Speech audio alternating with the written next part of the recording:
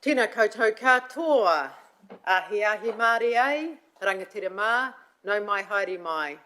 Good afternoon, councillors, and welcome to our council meeting this afternoon. And can I just remind those who may be watching us live streamed that we have councillors that are placed around and the social distancing around the outskirts of the chamber, so you will hear them but may not be able to see them, and that is Councillor Watkins, Councillor Travis, Councillor Sears, Councillor Harvey, Councillor Corbyn, and we have apologies from Councillor Ollie. And just to remind everybody that our councillors are reading their agendas today from their iPads and not doing Facebook. So great to be here. Thank you to the staff that have prepared our agendas for us today, and we have some pretty big issues to navigate in our way through this afternoon. Can I ask, please, our Councillor Barber to start us with a karakia. E tū.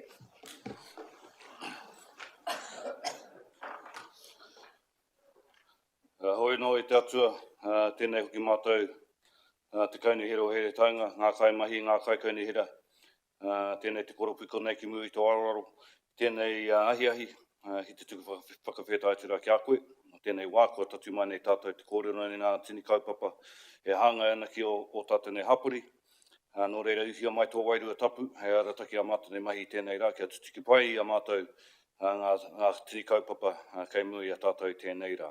Heavenly Father, we come before thee as councillors and staff, give thanks for this opportunity we have to meet and to be able to discuss the kaupapa, the kaupapas that are on our agenda today. We ask that you will guide us and as we have these discussions that we maybe have to get to a good solution.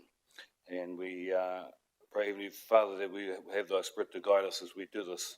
And koera hoki tāmata nei karakia, inoi atu ki a koe, māhau e whakamana, māhau anō e whakatūwhera tēnei huinga, I rungi te ngā tapu o Ihu Karaiti tō mātou, kai whakaora. Āmene. Āmene. Thank you.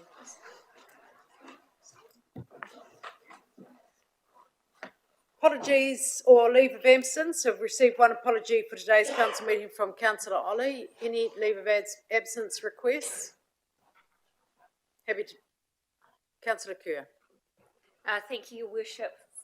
Next Tuesday, Stratton Policy Committee, I'll need to be leaving by 3. Thank you. No other leave of absence? Thank you. I'll move from the chair that they be accepted. Seconded, Councillor Dixon. All those in favour, please say aye. Aye. Any against? Thank you. That's carried. Confirmation of minutes. No minutes to confirm. Moving on to our item of the Splash Planet. So I'd like to move from the chair a resolution to uplift the report from the extraordinary meeting held on the 21st of October, Splash Planet Level 2, seconded by Councillor Kerr. All those in favour, please say aye. Aye. Any against? Thank you. That's carried. Welcome to the team, and since our meeting last week and your concerns around public health, we have had our meeting with the District Health Board and Dr. Nick Jones to understand the health risk of reopening Splash Planet and also to understand the rollout of the vaccine coverage for our district from the Health Board. And I thought there was a very, very helpful workshop for us to be able to navigate a decision on this very important matter. And I'll hand over to the Chief Executive to just outline where we're at with this paper. Kia ora. Thank you, through you, Your Worship. Good afternoon, councillors. As Her Worship has said, since we considered this last Thursday, we've had the government's announcement on the new COVID protection framework and briefings from the District Health Board. Just like to acknowledge, this is a really tough decision for you to make. It goes to a much loved facility in our community, not just for our community, but for many visitors. And it was Hawke's Bay's #1 tourism attraction last year with over 140,000 visitors, but it was in a context of a fantastic summer with no COVID in New Zealand. We've obviously prepared a plan for you to consider this year around opening Splash Planet at level 2 Delta restrictions in accordance with the government's COVID guidelines, but it is a risk-based decision, and this plan is predicated on a level 2 Delta set of requirements. As you know, there are risks for you to consider. At a level 2 scenario, it would cost up to $1 million that isn't in the budget to open and run Splash. And there are a range of, as I know is really important to the council, public health considerations around that are still uncertain as to COVID mandates, the vaccination passports, and what we do know is that 40% of the visitors last year were under 12, and none of that age group will be vaccinated this side of Christmas. So this now is the best case scenario.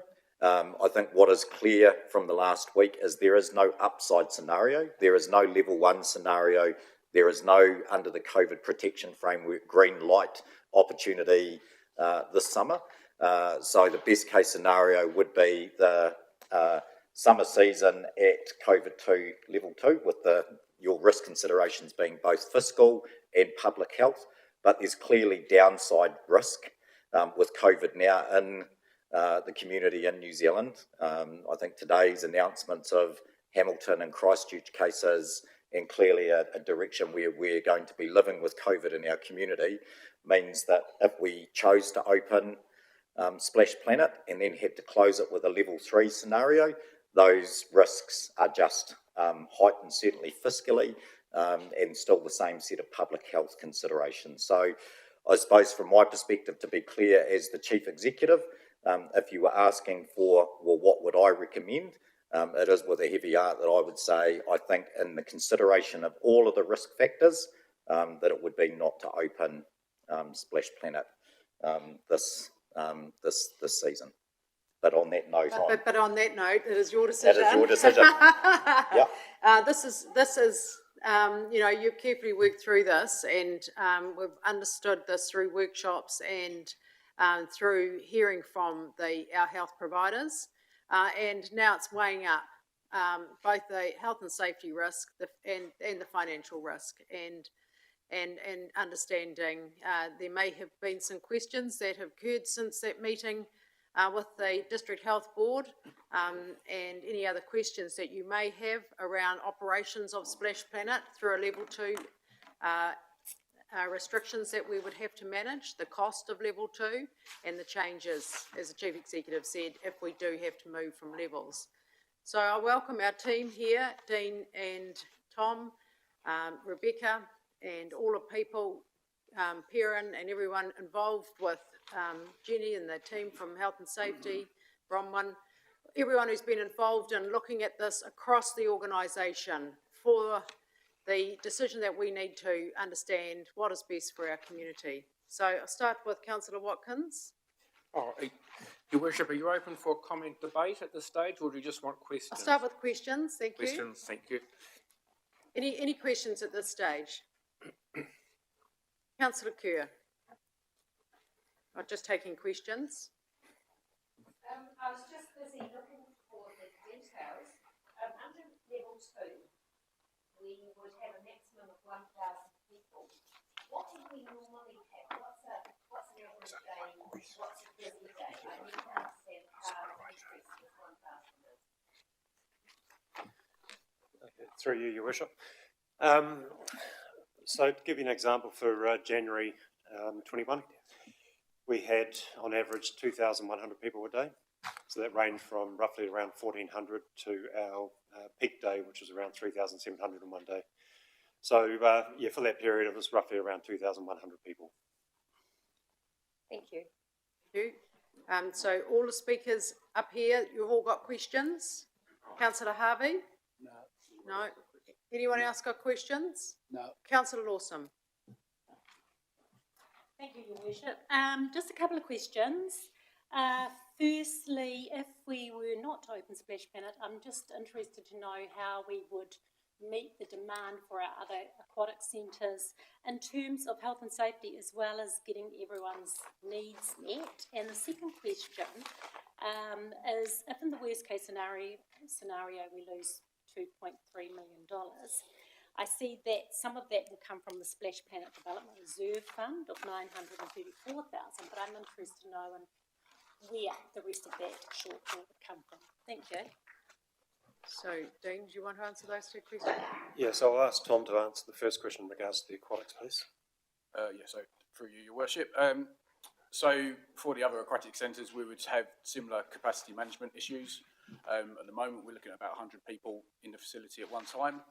We're still working on our operational plans for the summer pools and how we're going to manage that, potentially with various sessions so we can accommodate more people, but ultimately we're not going to be able to accommodate the similar sort of volumes that we would at Splash Planet, so I'd expect that to knock on to rivers and beaches and that sort of thing.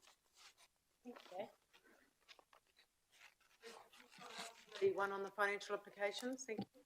Through Your Worship, so financially, yeah, we've got 930,000 sitting in the Splash Planet Development Reserve, which could be earmarked for this purpose. If budgets or the cost were to blow out worse than that, and we're in scenarios that would cause that situation, there are no other pockets of reserve funds that we have sitting around that we could utilise for this purpose. So it would impact on our year-end result if we were to declare a rating surplus, a rating deficit, and if it was of significance, then we'd have to look to see how we can collect that and repay that deficit from future years. Okay, thank you. Further questions? Councillor Nixon. Thanks. I did forget I had this question. How many staff do we employ at our other pools? The 4 pools that we have? Through Your Worship, we roughly around 10 per pool, and there's some sharing of staff between facilities as well. On top of the Additional FTE of about 20 when we open the summer pools. Okay. Thank you. Councillor Harvey. Yes, thank you. Potentially, Splash Planet could be closed for 13, 14 months. How does that impact on what would be routine maintenance, or what we would just be doing to get it prepared, and then, because it's going to be closed for that period of time, keeping it maintained? So that's one part of the question. The second part is there are aspects of Splash Planet that are also getting tired. How does the closure impact on additional investment in actually upgrading Splash Planet, please? Thank you, Councillor Harvey. Who would like to answer that? Yeah, through Your Worship. So in regards to your first question, there would still be required permanent FTE to maintain the facility just through your pumps, your water part, and the parks itself within the facility. We have had to carry over some capital program works due to COVID and supply issues and contractor issues. So we would look at bringing those programs forward to ensure we meet that program, and that was around some of our programmed work anyway. In regards to your second point, it would definitely bring forward some of our more strategic thinking as to what we do at Splash and some of the plans that we have. Obviously, in order to do anything with Splash, would require significant investment to start with, and also planning and feasibility around what we do. So it would definitely sort of bring that conversation forward, and we'd have more sort of resource with the team itself to dedicate to that. So, Councillor Harvey, did you want to further question, or Mr. Allen, did you want to say what else we could be using our reserves for while it's if it was to be closed? Through Your Worship, so as we indicated, there's $930,000 sitting in the Splash Planet Development Reserve for that purpose, around developing the site and adding to the attractions. If we have to utilise some of that funding for to offset losses incurred by Splash, obviously that fund that we have for that purpose gets eroded or is gone completely. If Splash Planet is closed over the summer completely, there will still be an additional rating cost in doing that, but obviously, as you've got in your papers, that is much less than opening and operating at level 2. So you're still going to be eating into that reserve to the tune of $200,000 to $300,000, $400,000. So you might have $500,000 sitting in the development reserve. There are some capital budgets and in every financial year that we have with Splash Planet as well that could be utilised. But we certainly don't have funds sitting aside for major enhancements or redevelopment opportunities that we could utilise this time for. When would we be, I mean, today the decision is around whether it's open or closed, but I'd like to see some sort of action plan that actually starts the mapping out of, you know, gearing up for November 2022 so that we've got something that really does draw, you know, people are going to be, you know, wanting to get to Splash Planet and yet to make it as successful as it was last year, which was an incredibly successful year. Thank you. We'll take that as an action because I think there are some plans there and I think that could come back to council. Could we highlight that as an action, please, and see if we can bring that to council sooner rather than later. Councillor Nixon? I've asked the question, I just want to comment when the time comes. Oh, so take it off, please. I'm just taking questions. Councillor Barber? Kia ora tātou. I'm just looking at the open scenarios. Pretty much everything in the financials is fixed. Expenditure, revenue is the only thing that changes. And the budget line, is that the ratepayer contribution to the Splash Planet? Yeah. Yeah, I guess the question is there any room to flex with the expenditure in any of those options? You know, it seems like straight across the line, no matter what we do, we're going to be spending the same amount of money, 3 mil. So that's the first question. Second question is, have we ever shut Splash down before for a season? And even going back to Fantasyland back in the day, have we ever shut a season at the park? Yeah. So what?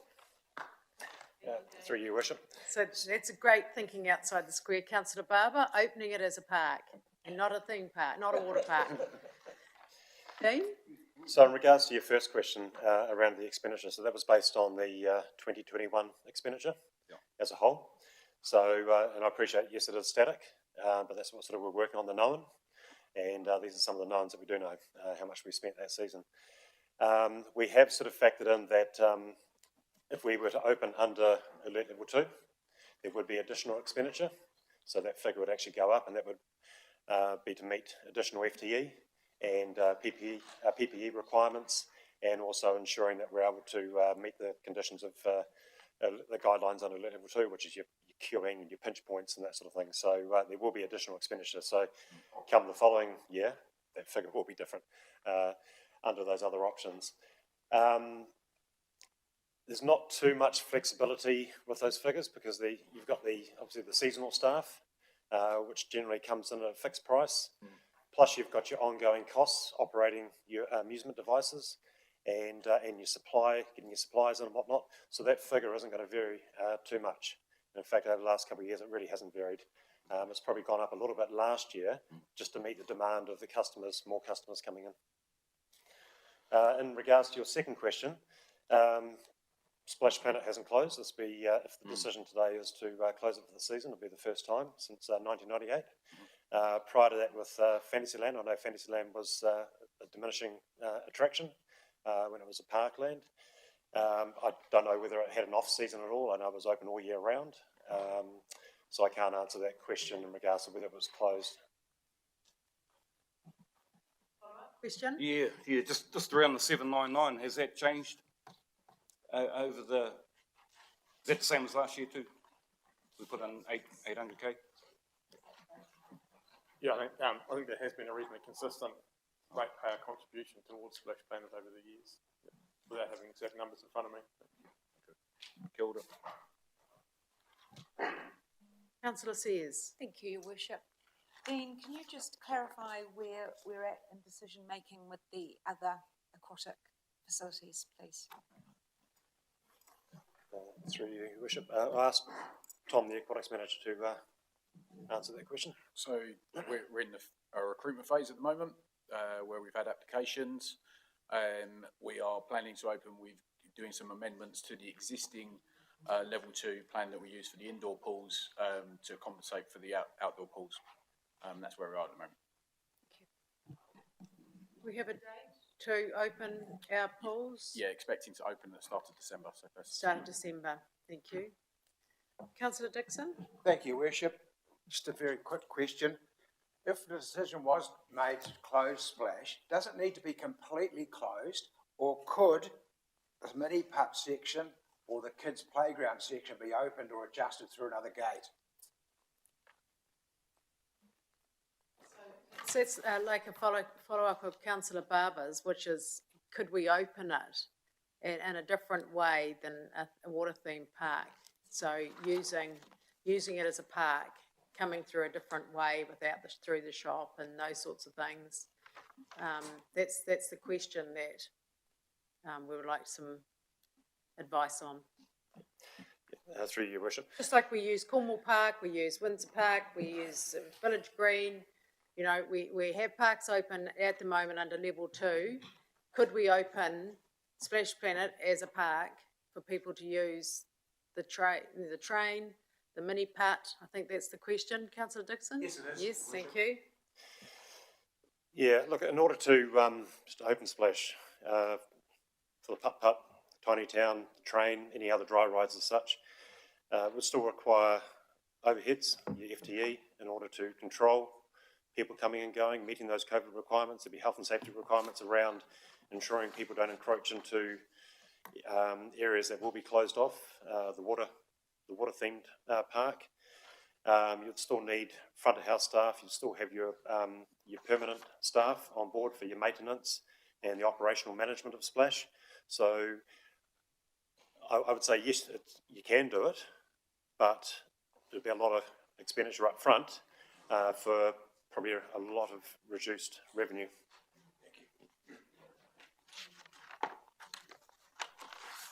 Okay. Councillor Kerr? Thank you, Worship. I'm really interested in the government's proposal of traffic lights, red, orange and green, and I'm wondering if Chief Executive or others was able to talk to us about the expectation of when Hawke's Bay may get into that level, and if that is too far in the future for us to even consider. Through you, Worship, all I can do is reiterate the advice of the Chief Executive of the District Health Board.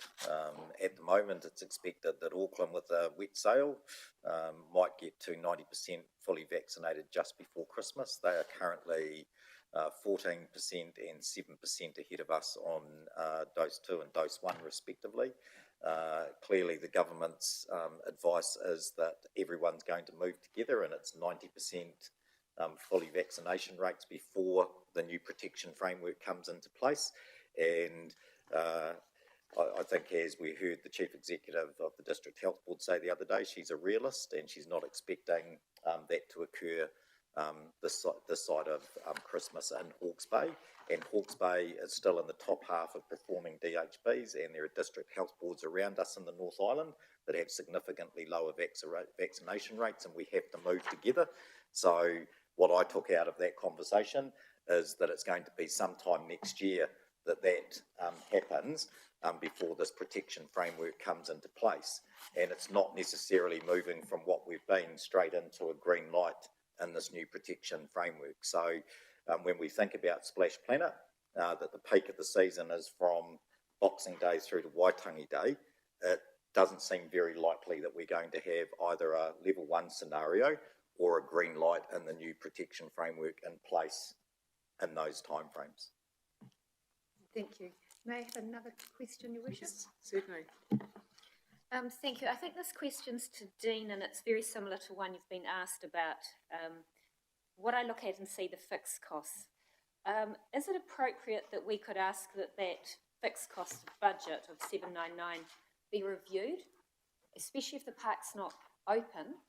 Are there some costs we can squeeze out of the system? That's the first question. And the second question is, could there be some work done, once again, if the park was closed, on making really great use of this period of time to consider future investment, bringing forward and doing some enhancements in the park, taking the opportunity. It's already been answered. Yeah, through you, Worship. So I think that in regards to that figure, it'd be hard to move that figure. There are overheads and fixed costs throughout the year, irrespective of whether Splash is operating or not. So that figure is fixed. Splash relies on a bumper season or a season in order to self-fund the majority. So in order to take anything away from that 799 would diminish an impact on actually being able to run Splash off-season and maintain it as well, and keep it actually as an attractive tourist destination for the following season. So I think that by taking anything away from that, we would effectively be creating more work in the long run to try and stand it up again. In regards to your second point, as stated before, depending on the decision today, we'll definitely bring forward any conversations and start sort of strategising around what our vision is for Splash and how we can enhance the facility for either next season or upcoming seasons. So, so we have taken that as an action, Councillor Kerr, but if you wish to add it to a recommendation, at the moment it's just an action, but you're very welcome to put it in as a recommendation about around timeframes and what else we could do in this period of time should Splash be closed. Councillor Harvey? No. Councillor Shodham? Thank you, Worship. Just some clarity around the financial summary of scenarios, if I may. Looking at the additional rating requirement column, and particularly scenario 3, am I correct in reading the report that that assumes that we would move to alert level 1-ish, or whatever that is, in January? Is that what that scenario is based off of? Through you, Worship. When we originally did this, and this is with COVID and Delta, how it's fast moving, and the government strategy is moving equally as fast as well.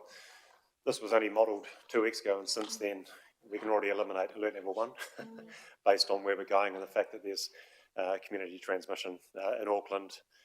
We've seen potential exposure in Napier and what's happening in Christchurch and Hamilton at the moment. So that was based on assumptions that we contained COVID and we were potentially going to go to alert level 1, and that was an optimistic view. But I think that in regards to scenario 3, we could pretty much rule that out. And that scenario was just to reflect the current alert level system where we are, and we are in a 4-stage system. We're not in a traffic light system yet, so under the current startup, if there was a potential to go to alert level 1, that could be a best case scenario. Okay, so it would be fair to say we've effectively ruled out scenario 3 based on the information we've had since this was originally drawn out. So when I look at the other options, again, just looking at clarity here, all of them require an additional rating requirement. Is that correct? That's right. Yeah, and at this stage, scenario 4, which would be not to open Splash, is the lowest rating requirement. That's right. Thank you. Okay, so any further questions? We'll go to debate. Oh, Councillor Nixon, you can't. I'll call now for debate and direction, please, starting with Councillor Travis, Councillor Watkins, Councillor Lawson. Thank you. The answers to some of the previous questions have clarified my thoughts looking at the various scenarios, which, as you have rightly said, were based on an optimistic prediction that at some stage during the season we would move to level 1, which everything I have read and everything I have heard tells me will categorically not happen. The briefing from the people from the DHB was helpful in the sense that the timeline mentioned there was, in all likelihood, we will not be in our different time frame or have achieved full vaccination until at least Waitangi weekend, which is basically the end of the summer season. It is clear to me that the only responsible thing to do is to not open for the season. First and foremost, because the target audience for Splash Planet are our children, and when they cannot be vaccinated, and when they rely upon the protection of people around them to be fully vaccinated, and yet while we have a resistant section of our community who have not yet engaged with us, then for the protection of our children, we simply must not subject them to this level of risk. Now, this is going to require a huge communication strategy, because I'm aware that there are people out in the community who simply don't engage with mainstream news media, who have simply no idea of what has happened in the rest of the world when these things have rolled through. The knowledge that overnight in Melbourne there were 25 deaths, people would find really surprising, and unfortunately our success last year and the relatively untroubled summer that we had has lulled us into a false sense of security where people believe it cannot happen. So, in my opinion, there is simply no sensible suggestion apart from scenario 4, which is to cease recruitment and not to open Splash Planet for the season. It's F on the agenda. Councillor Watkins. Thank you, Your Worship. I tried to apply a 2-gateway test to this. The priority gateway for myself was health and reputation, and the subsidiary gateway was financial. Watching TV yesterday, I think the Health Minister made it very, very clear. It's not if it's going to happen and arrive here, it's when. And he's made it very clear that we're in for something major. If we'd had the peak of COVID and we were now chasing down on a declining tail, that would be a whole different scenario. But in my view, we've got a tsunami coming towards us, and we have to do the best thing for the community. As my fellow councillor just mentioned, Splash attracts a section of the most vulnerable people to COVID in our community, the young people who are not vaccinated. And I couldn't have that on my conscience.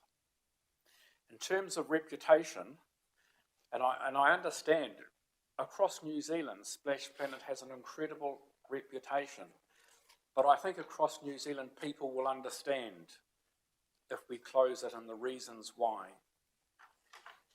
Reputation is an incredibly important thing. And when I see on TV the great debate about Three Waters and everyone comes in, then occasionally someone comes in and throws Havelock North in as the starting point of Three Waters, that hurts me terribly.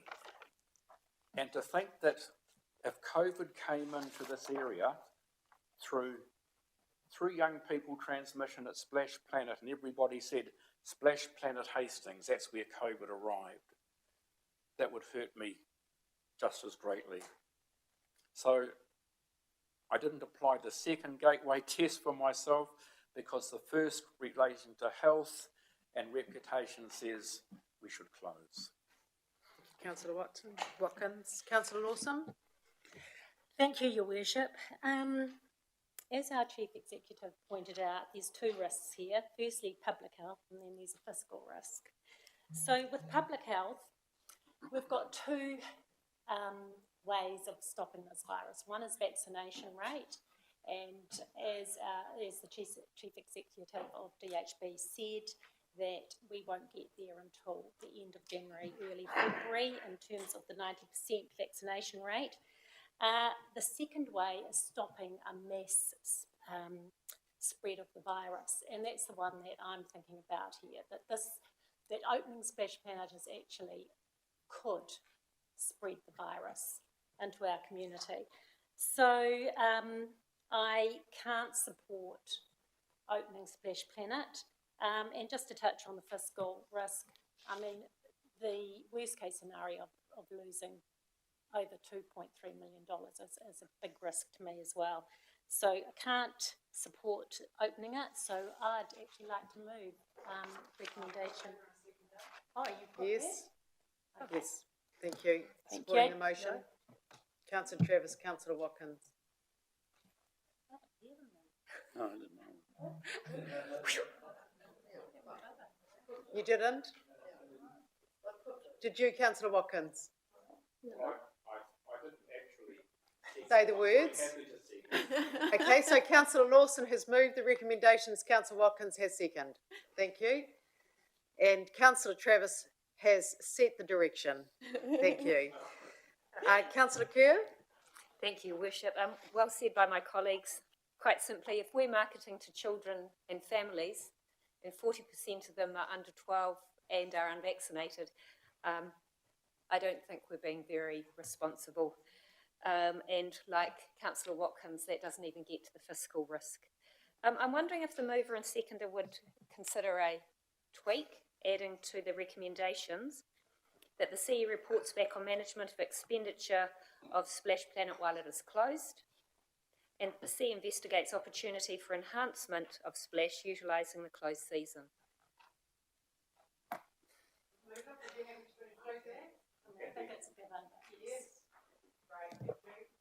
Good to have formalised recommendation. Thank you.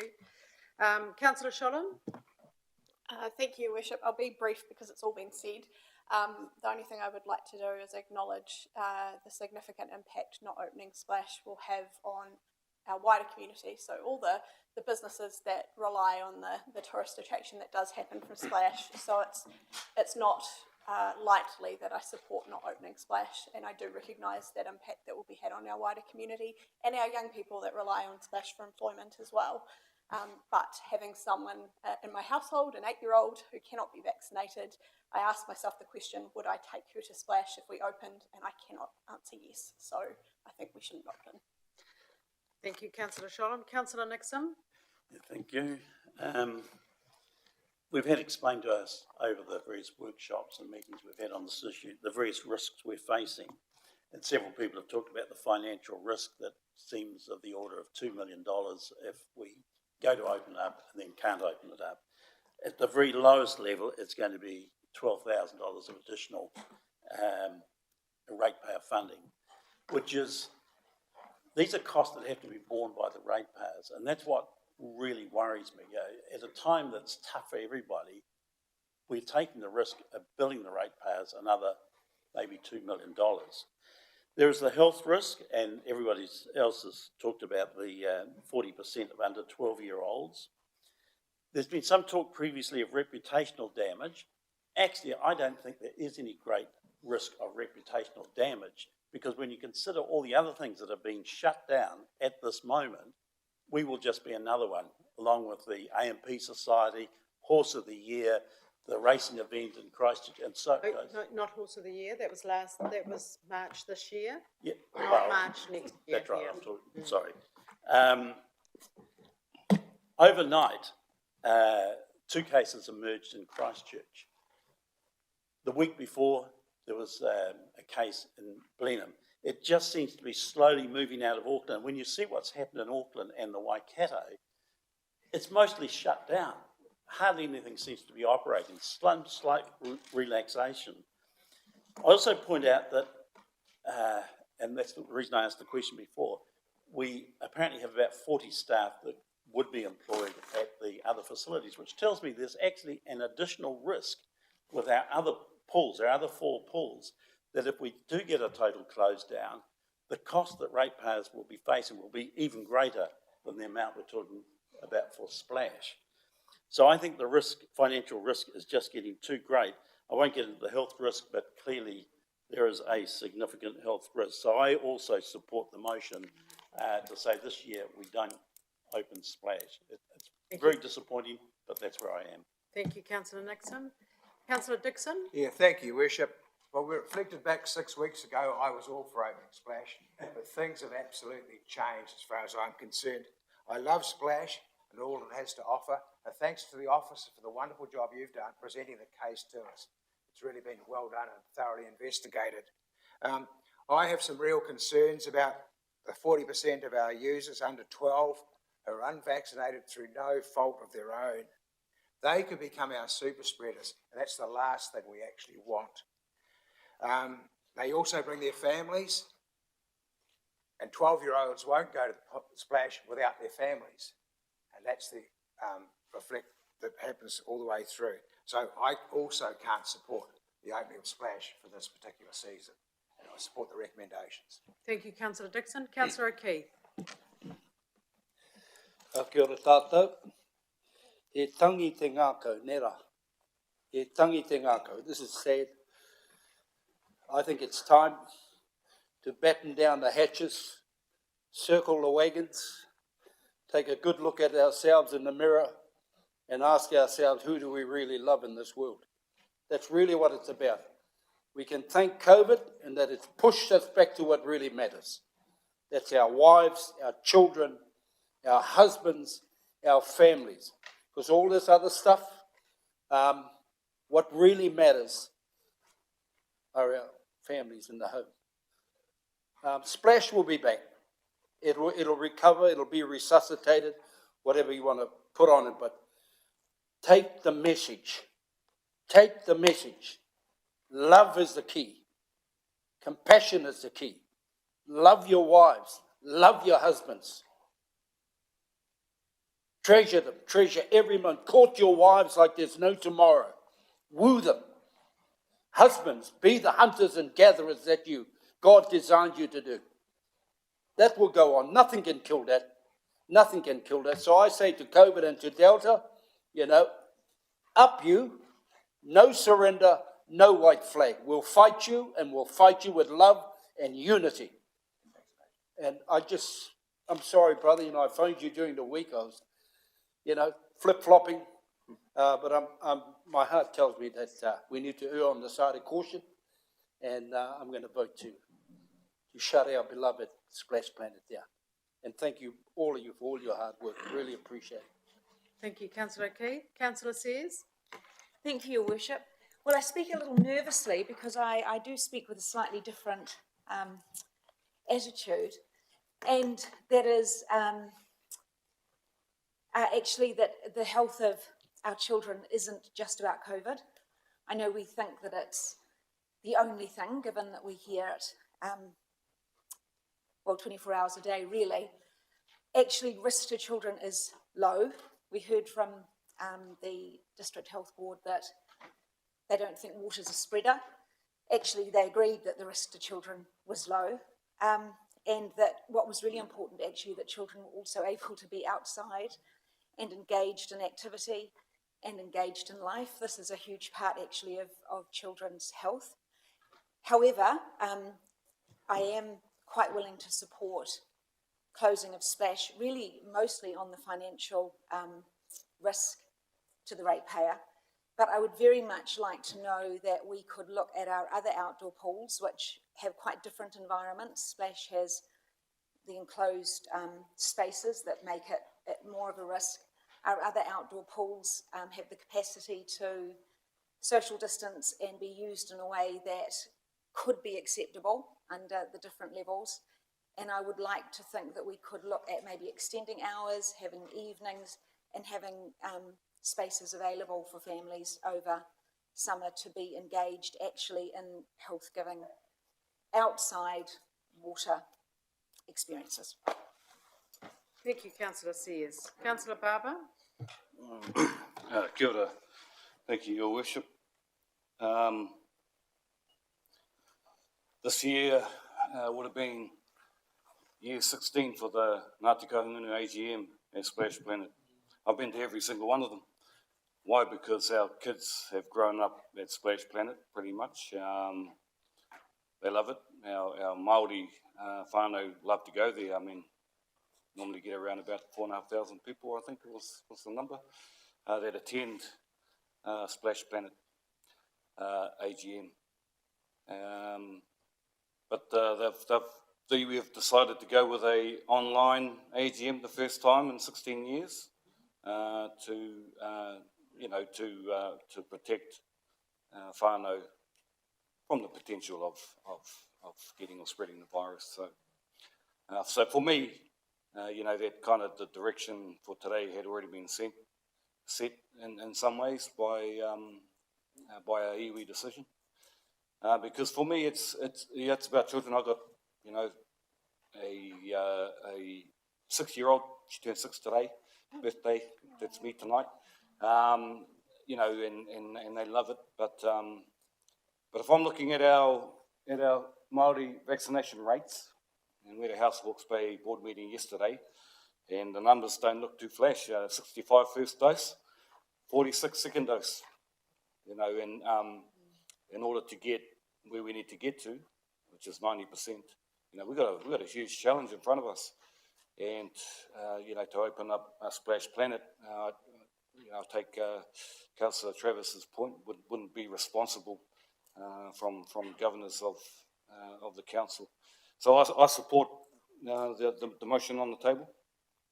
Now, we also need to note that when the Spanish flu hit Aotearoa back in 1918, you know, there's about 9,000 deaths, but the Maori percentage of those deaths was way over proportionate to the population. So I'm really anxious about where things are heading, and I agree with Councillor Watkins. It's not a matter of what would you say? It's a matter of when. You know, it's not. Yeah, it's coming, and so we just need to be prepared. So yeah, for me, sadly, it would be to close up. I like the option of potentially parts of the park being available, but you know, it's all got to stack up against the viability of it all. But sadly, yeah, no, it would be a close for me for this year. Kia ora. Can I just acknowledge, and it is with a very sad heart that I will support the recommendation that we don't open Splash this year. And can I acknowledge our Splash team actually, because they work all year to manage to get our place ready to go. And can I also acknowledge the 92 students and young people that come out and look forward to working at Splash in the summer every year. And I feel very sad, and I hope that we can pick some of those students up in some of our other pools as we manage level 2 social distancing, and so we can pick some extra students up for our other pools. So I want to acknowledge the amazing work that the Splash Planet team do, and I can't even imagine what you're feeling right now, having got the place into a great place.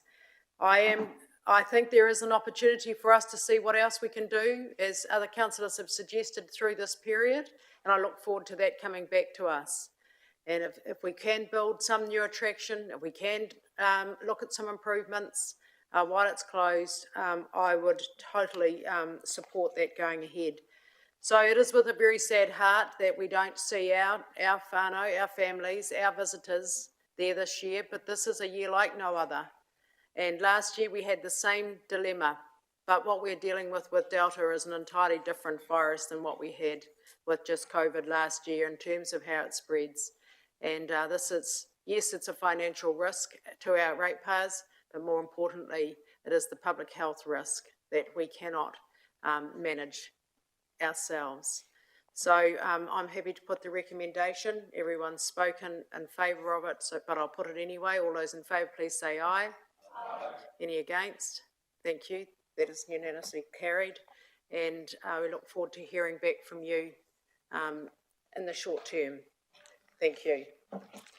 Now, I'd like us to move, please, to item 8. And we have Colin here to present this paper to us. And we've also got, it's Daniel. We've got Dan Buchanan here. Great to have you in the chamber, Dan. And so if we could bring this item forward, give you a couple of minutes to. So this is a request for licence to occupy the Orca Stream Reserve and Shanley Road. And is this the first out of the tank process, Dan was saying. So, Colin, would you like to present the paper? I will take the report as read. I've taken it pretty straightforward. I will also add that the plan number 1, which is in your additional papers here on page 9, probably pretty succinctly shows exactly what the applicants have been asking for. I'm happy to take any questions. Thank you. Councillor Sears? Thank you, Your Worship. I'm just wondering, Colin, why we're looking at this consent ahead of regional council's consent, because wouldn't this be null and void if regional council don't grant extraction rights? A good question. It's really a case of chicken and egg here, and both applications are running side by side. Is that the normal way for them to run? Well, my understanding, this is one of the first ones we've done, so, from talking to the regional council, the application's with them, but they want to be sure that they're not going to grant a water take at the Okawa Spring that's on our land without us giving consent. And likewise, from our perspective, we're not going to just give them the opportunity to put a well in there unless they can follow up with the water take consent as well. So it's one of those really joint applications that will come together, theoretically come together at the end. Yeah. Can I, another, Your Worship? Is it quite an unusual, because I do feel a little bit concerned in a way that we're possibly enabling water take that wouldn't necessarily be given, but is this a very unusual situation with the land ownership? Is this not something we'd be likely to see again? I guess it would only occur in places where we have a land holding, typically esplanade reserves, and where you have an applicant who would like to take water. I think there are odd consents or licences on road reserve for similar type applications. I just think we haven't probably had one of these in some time, and it's maybe stands out, but I don't think it's it's nothing untoward. Thank you. Councillor Kerr? Thank you, Worship. I'm happy to support this. I know the piece of land. It is land that was obtained or given to us via a subdivision process. It's not necessarily land we would have gone out and purchased. I think this is really effective use of currently unused land, and the alternative of trying to put it within the orchard just doesn't seem logical, so I'm happy to move the recommendations. Thank you, Councillor Kerr. Do I have a seconder? Councillor Nixon. Councillor Corbyn? Thank you, Your Worship. I have a question about recommendation 2B1, where I'm not sure what it actually says, but there are three parties involved here. There's the Sales Regional Council and the adjoining landowner. And I wonder whether we should have nothing happens until consent from the other two, not just the Regional Council, is granted. That's my first question. Thank you, Colin. Could you? You can answer that. Thank you. My understanding is the consent from the adjoining landowner has already been granted. So I guess the recommendation as it is will still meet your concerns. Yeah, thank you. And my second question is the annual lease or rental seems very modest. What happens when repairs and maintenance are needed in terms of remedying council land? If the road's got to be dug up or... Do we have a set fee structure for this sort of land use licence? No. So the intention will be under the application to transportation and the following through that licence to occupy, we would have a condition in there that they make good any damage. But bearing in mind it'll be a thrusted pipe underneath the road, roading it comfortable, that the almost infinitely unlikely that anything would happen. But we can have a thing saying any damage that might occur to the road will be made good. And my understanding is the corridor access request process actually covers that. Yeah. Well, I just want to make sure that it is covered. Good question. Thank you very much. Okay, thank you. Councillor Barber. Yeah, kia ora tātou.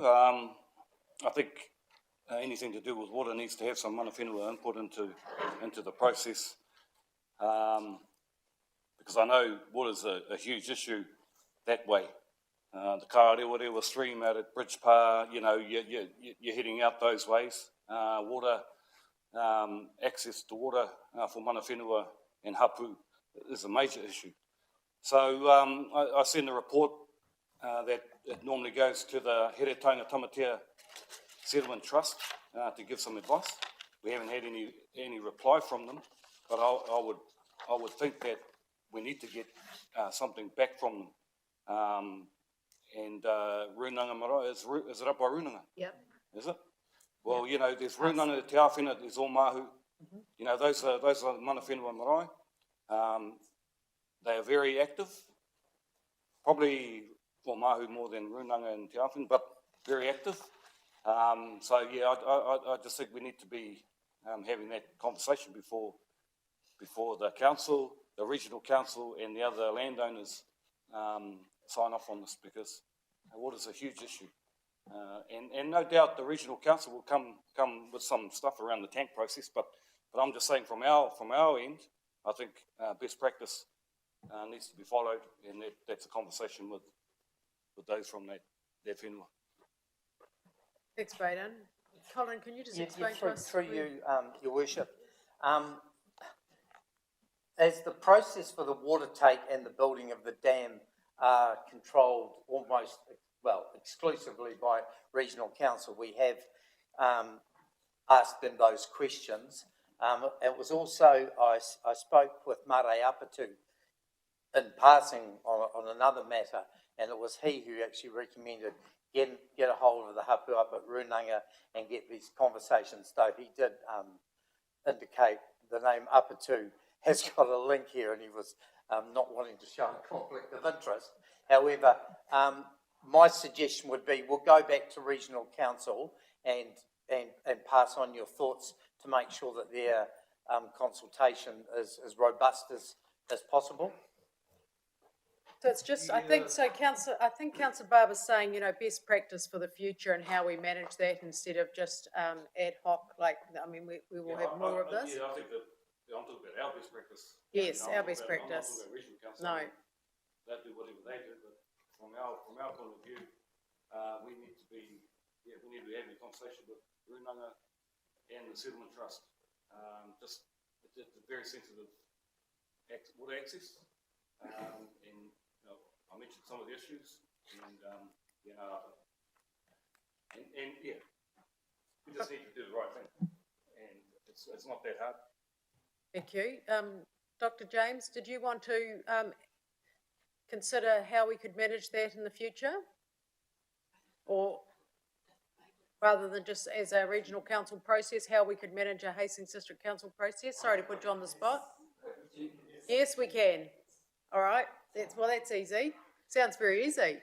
Sounds easy. Yeah. Can I put an amendment to the? Yes. Yep. So ask the mover. Your Worship, may I answer that? Listening to what Baden said, I too was going to propose a tweak to the recommendations, and so happy to be guided by our team as to how it should be phrased. But I still think before we release this approval, that we as a council need to have that conversation with the hapu at Runanga. So I would like that as an E. But just to note, all we're doing here today is approving the Chief Executive we're authorising the Chief Executive to negotiate a licence to occupy.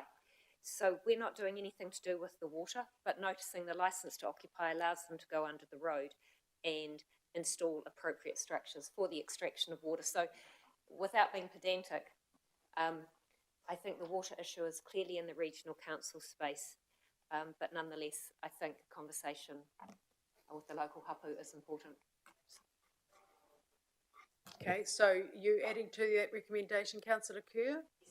Okay, I'll just take other speakers while you prepare that with the team. Councillor Nixon? Yeah, thanks. I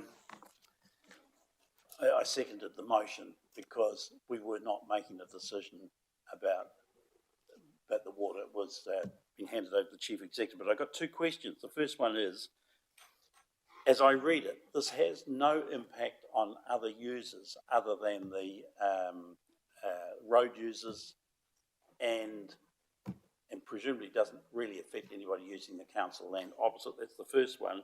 And the second one is, correct me if I got this wrong, I understood this was water storage, so it's using excess flow as a store. So, I mean, I'm not quite sure where the well fits in, because a well implies that you're taking water from some sort of groundwater source. But, yes. For you, Councillor Nixon. Yeah, and it's just about a yes to everything you said, Councillor Nixon. So when the stream's surcharged and there's plenty of water in it, the well will extract the water and send it over into a dam where it will be stored. So typically in winter, it gets topped up. When they need the water in summer for irrigating, it's available, and they're not sucking water out of the stream in summer. And there'll be conditions around that about their extraction and trigger levels and that type of thing, which will all be set by the regional council as part of the water take consent. Had that not been your answer, I probably would have withdrawn my second the motion, but I'll wait till Councillor Kerr comes up with the amendment. Thank I'll you. almost certainly support it. Thank you, Councillor Nixon. Councillor Lawson. Thank you, Your Worship. Just a very quick question, just under the, making good. I'm just interested to know, not being familiar with that piece of reserve, would that also include the actual proposed well area, making good? Because experience tells me that it can get quite messy, so I'd just like it returned to how it was, and to enable future, mowing, etc. Sure, through you again, Your Worship. The well site itself is basically going to be a sort of 1 metre concrete barrel, which is set in the ground and is finished off as close as possible to the surface level. In terms of what you see, you'll see very little in terms of this reserve. The reserve itself is a esplanade reserve that is probably described more as billy goat country than anything else. Council doesn't spend a lot of time there unless a tree falls down within the reserve and it's blocking the stream, or it goes over more commonly a neighbour's fence and they ask us to come and clean up our reserve.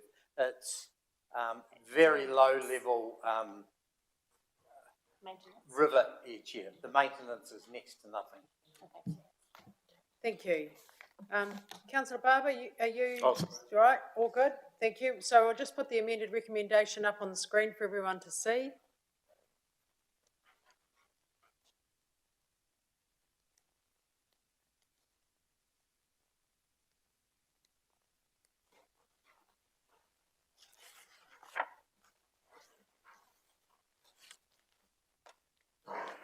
While it's been typed, Your Worship, just to let you know that Baden and I just collaborated and came up with these words. Right. So it has been approved by us both. Excellent, thank you.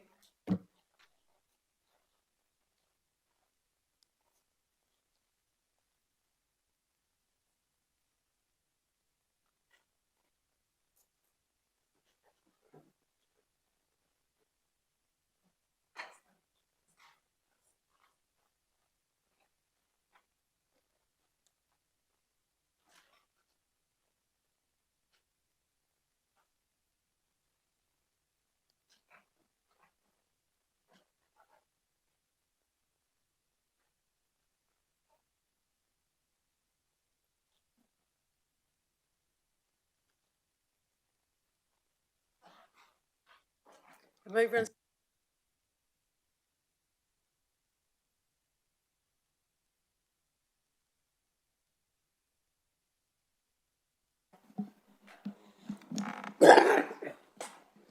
Council officers will follow up to the Maori and settlement trust on this matter. Thank you. I'll put those recommendations. All those in favour, please say aye. Aye. Any against? Thank you. That's carried. What? Just look down. Yeah. I'm wondering why we're having follow-up engagement rather than prior engagement. because we've already accepted it. Just now. Yeah. Well, I was trying to ask the question before we did. Oh, well, I'm sorry. I mean, I can put the motion again but the mover and the seconder supported the recommendation. Okay. To me, that reads, we will engage with the marae after we've made the decision, which I think is against the principle that Baden was expounding before. Well, Baden helped craft the recommendation. Baden? But, that's a good point. I was writing down Here Taunga Tamatea Settlement Trust added to the Runanga Marae. Okay. I get what you're saying. You got to follow the thing. You're already going ahead with the initiative, and you may not be able to do anything because their feedback may not be able to be enacted because you're already on a train of a strategy going forward. Liaison here with the Chief Executive, and he can just read the part out, or Colin can, which will cover off. Thank you. And just returning to the earlier part of the debate, number B says you're authorising the Chief Executive to negotiate a licence to occupy, etc. As part of that negotiations, that's when we will that will be encompassed as part of that. Yeah. So the Chief Executive will have to be happy that the consultation with those two groups is satisfactory and to your liking, if you like, to your liking. Okay. I mean, water storage is it's a big issue. Water storage is a huge issue, and Maori impacts on Maori.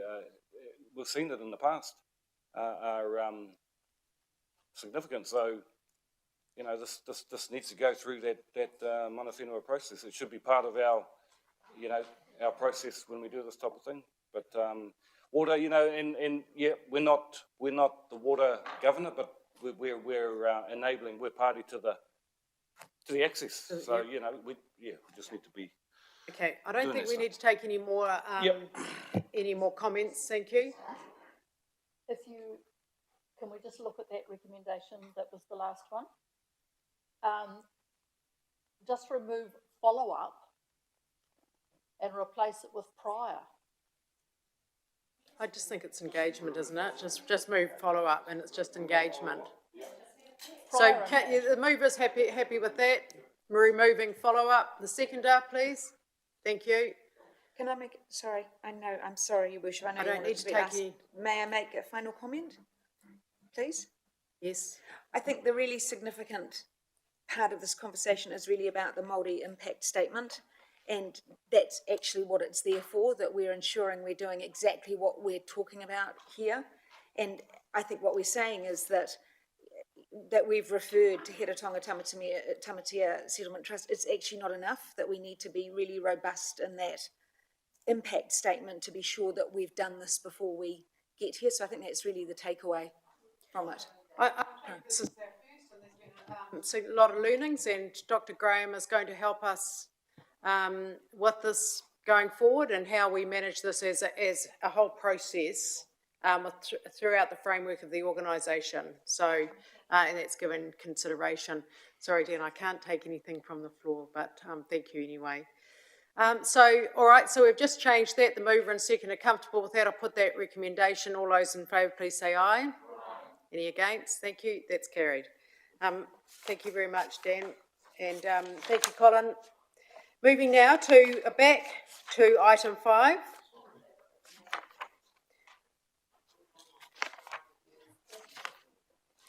Petition received from Fenwick Street residents.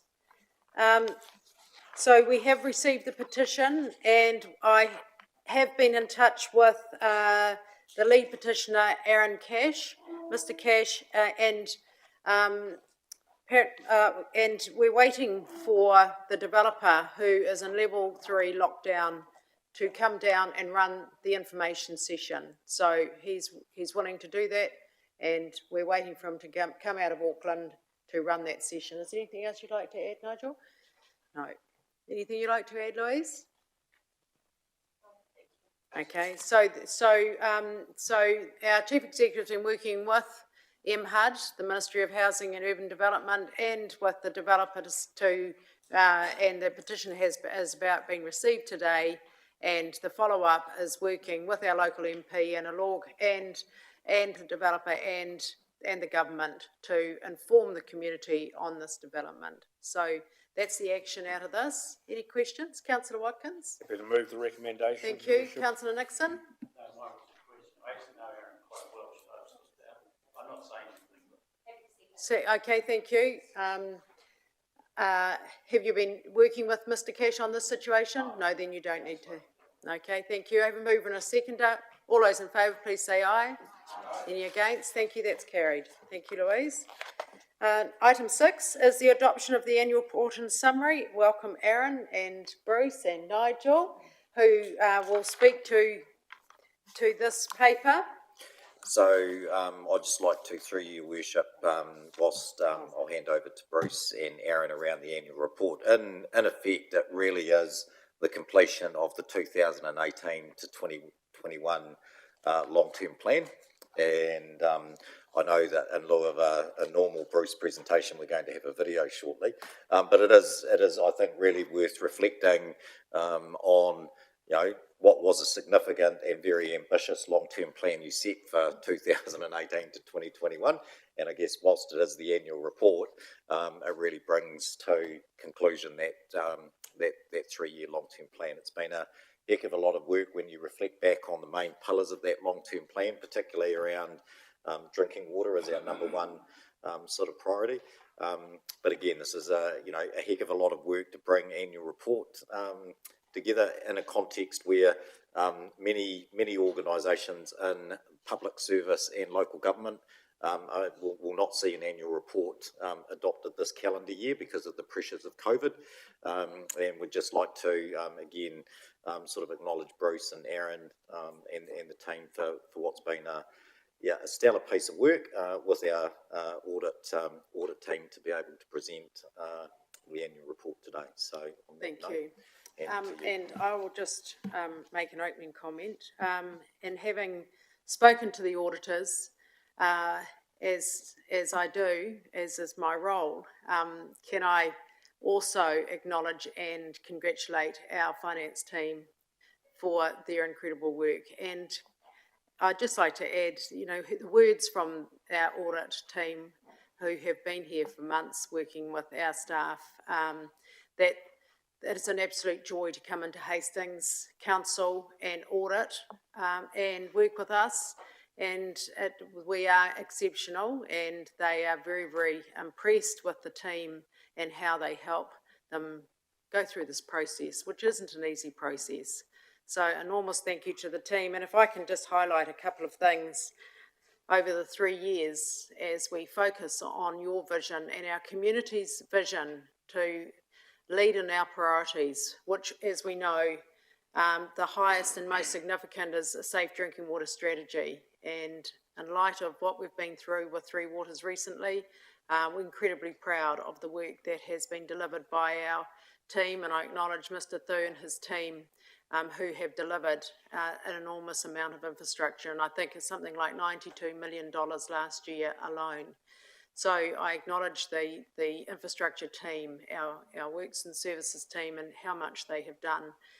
Can I also acknowledge the work that has been done across the housing, with thousands of houses coming to Hastings. This wouldn't have happened without our Chief Executive leading and implementing our Hastings Place-Based Housing Plan and working with our partners, both iwi and the government, to help us manage our housing for our community's future. We've still got a long way to go there, but we have started in our second year and we are delivering homes. So our CBD, to see the cards and the mentions in the paper the other day about you all and our council delivering our CBD and revitalising what we're doing there through municipal. It was beautiful, and I've received cards. People are really excited to see the developments happening in the city, And while there's big water infrastructure going in and it's difficult for our business community to manage, we are beautifying our city. We are going to have a city that is going to be suited for future purposes and for everybody to enjoy our beautiful city. So against our priorities, we can all be very proud of what we have achieved across our long-term plan since 2018. So on that note, I haven't seen what's coming. I'm very, very excited. And Aaron, do you want to take us through, Bruce? I think, before we get too excited, Your Worship, there's a couple of formalities around the annual technical matters around the annual report, which we must disclose before we get on to Good, thank you. the singing and All right. dancing. We'll do the important work. Through Your Worship, I'll take the report as read. We got clearance 1 hour, 1:15, I think we got clearance. I was just waiting before we actually... Does everybody know what that means, Aaron? I don't think all our new councillors would know what that means. Oh, right. Some of us who have heard this before. Yeah, so what happens is they go through the audit process, it takes months, and at the end of it, it comes right down to the last hour before they have all of those factors reviewed, and then they send it to peer review, and they come back and make the changes, make changes. We've made quite a few changes this morning, and it comes down to the last minute, so I stalk her relentlessly for the next 3 hours, multiple phone calls, and say, can you please send me an email saying that you give your approval for me to stand up and say that audit is approved. At 1:45 we got that this afternoon, so it's always a relief, and I don't know, I think grey hairs start to come to mind when I think about the pressure on it.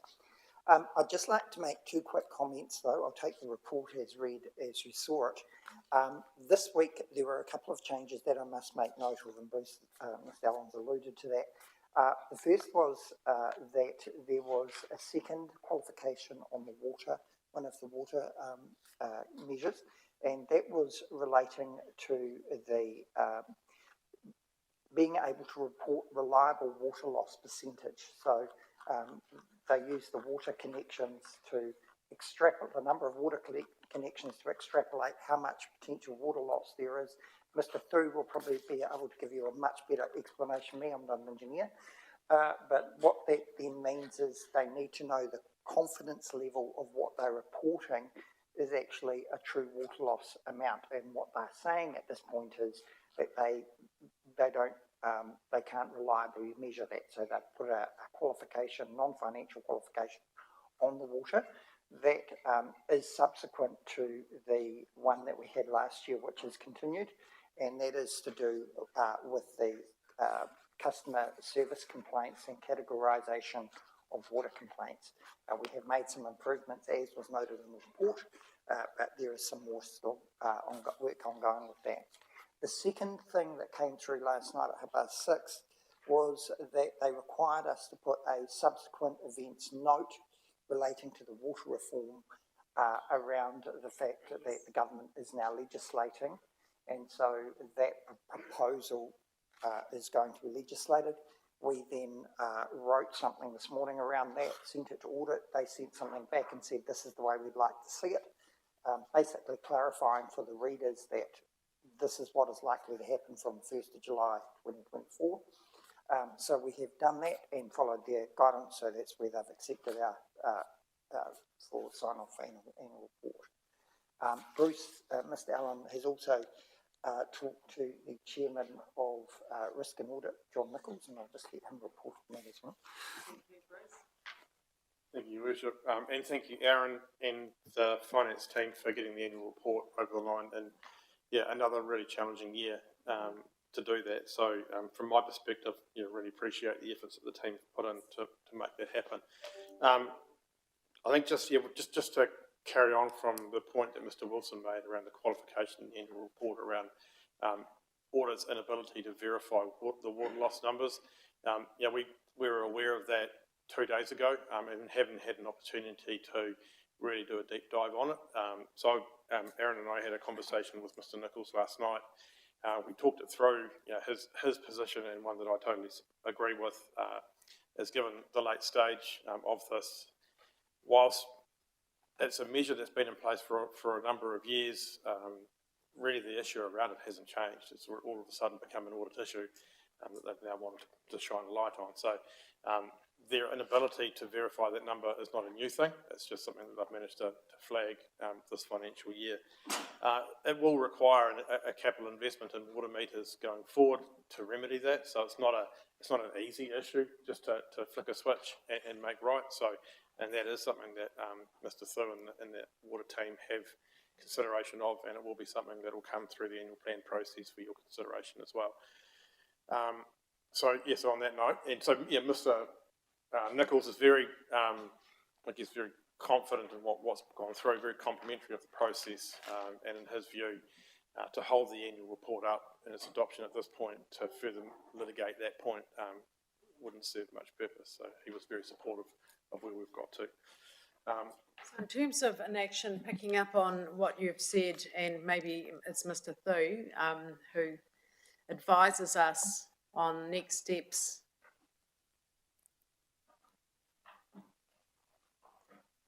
Thank you, Your Worship.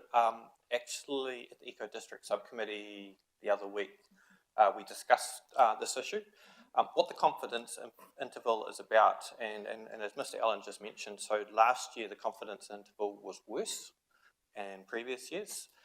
Where it comes from is currently what we do as a council is we have around 2% of our households have water meters on that we use to monitor to get an indication of household use.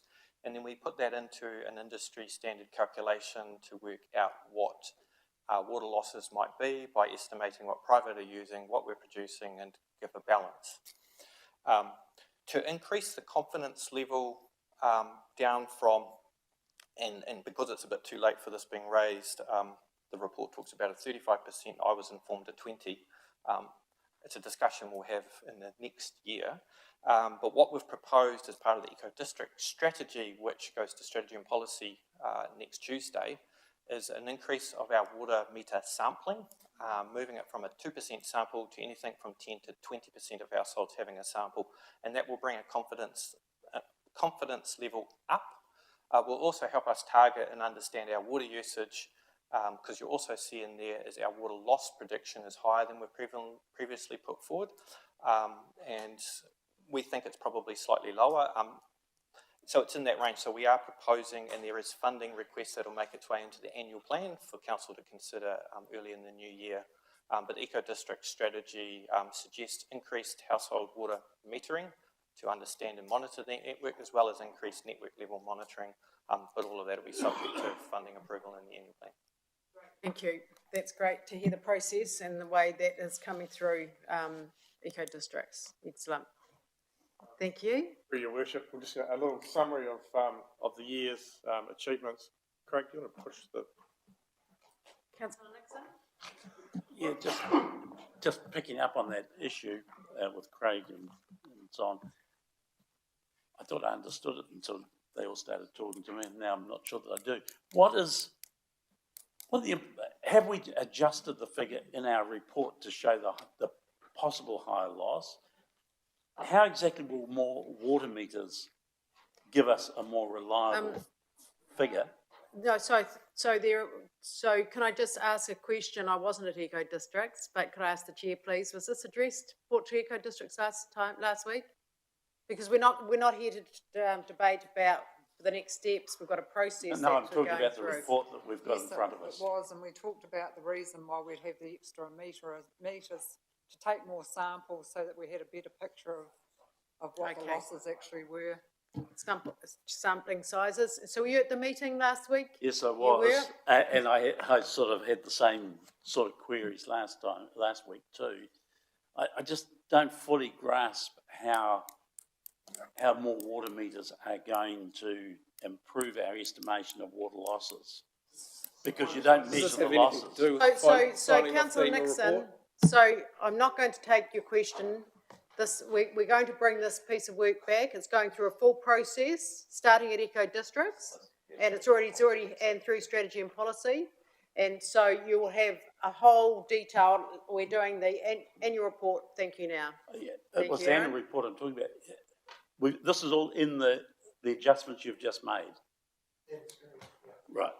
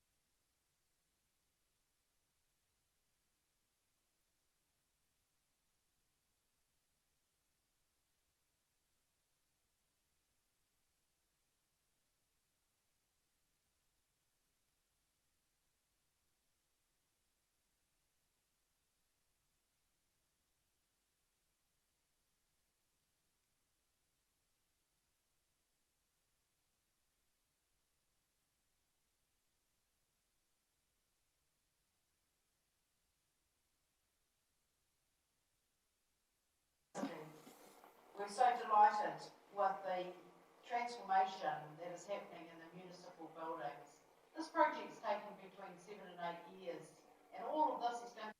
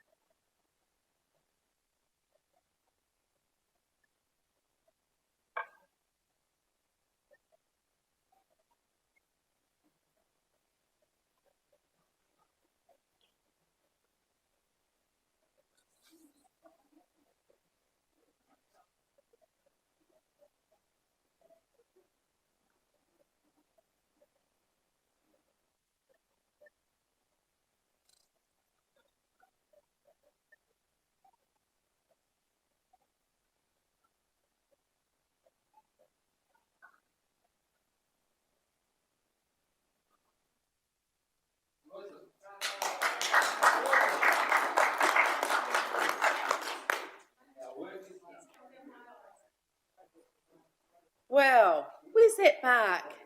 Is he here? Well, that's seriously fabulous. Oh, well done to him. Naomi, please send him, I better send him a lovely gift. Well, that is incredible. I've never seen anything so beautiful. It's all of that. That's a way of putting an annual report together. Like this. Sorry, boys, but you know. Look, I've got tears coming down my eyes. I cannot believe. It's incredible, that piece of work. Well, thank you. Thank you, everyone. You know, I'm just overwhelmed, actually, by seeing all that. Hen? Yeah, absolutely fabulous film. I was going to ask if we can take that to the Zone 3 conference. And show Great off. idea. Tan?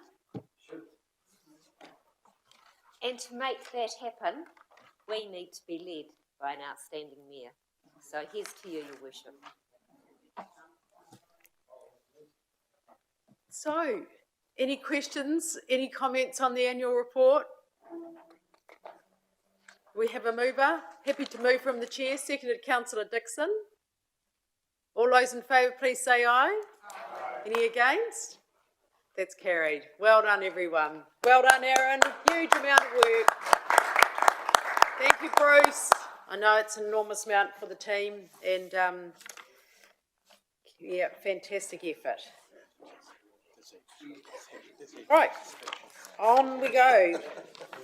The request for Cobble Park Play Centre to lease a part of St Leonard's Park for Welcome Rachel for a new play centre.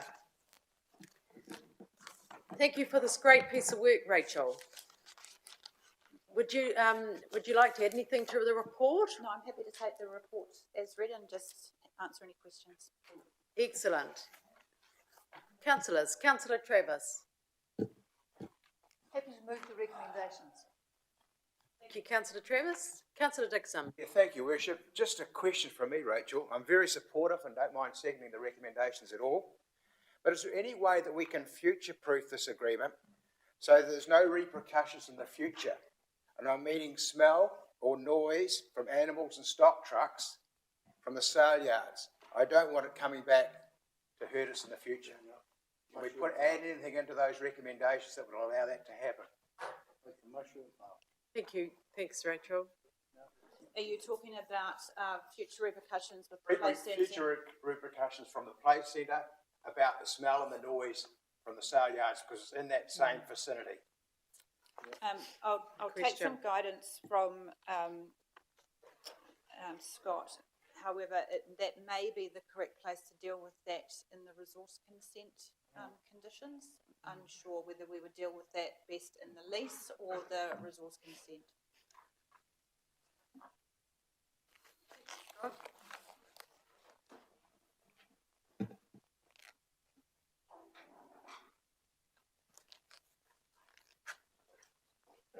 Through you, Your Worship, as I understand it, you're really worried about reverse sensitivity type issues. That's correct. Yes, that the resource consent would be the appropriate context to deal with that in. From a landowner's perspective, we can certainly make sure that the would-be tenant is aware of the facility that's happening or the neighbour they would be about to get. I wouldn't like us to come back 10 years later down the track and say, look, we can't have the sale yards there any longer.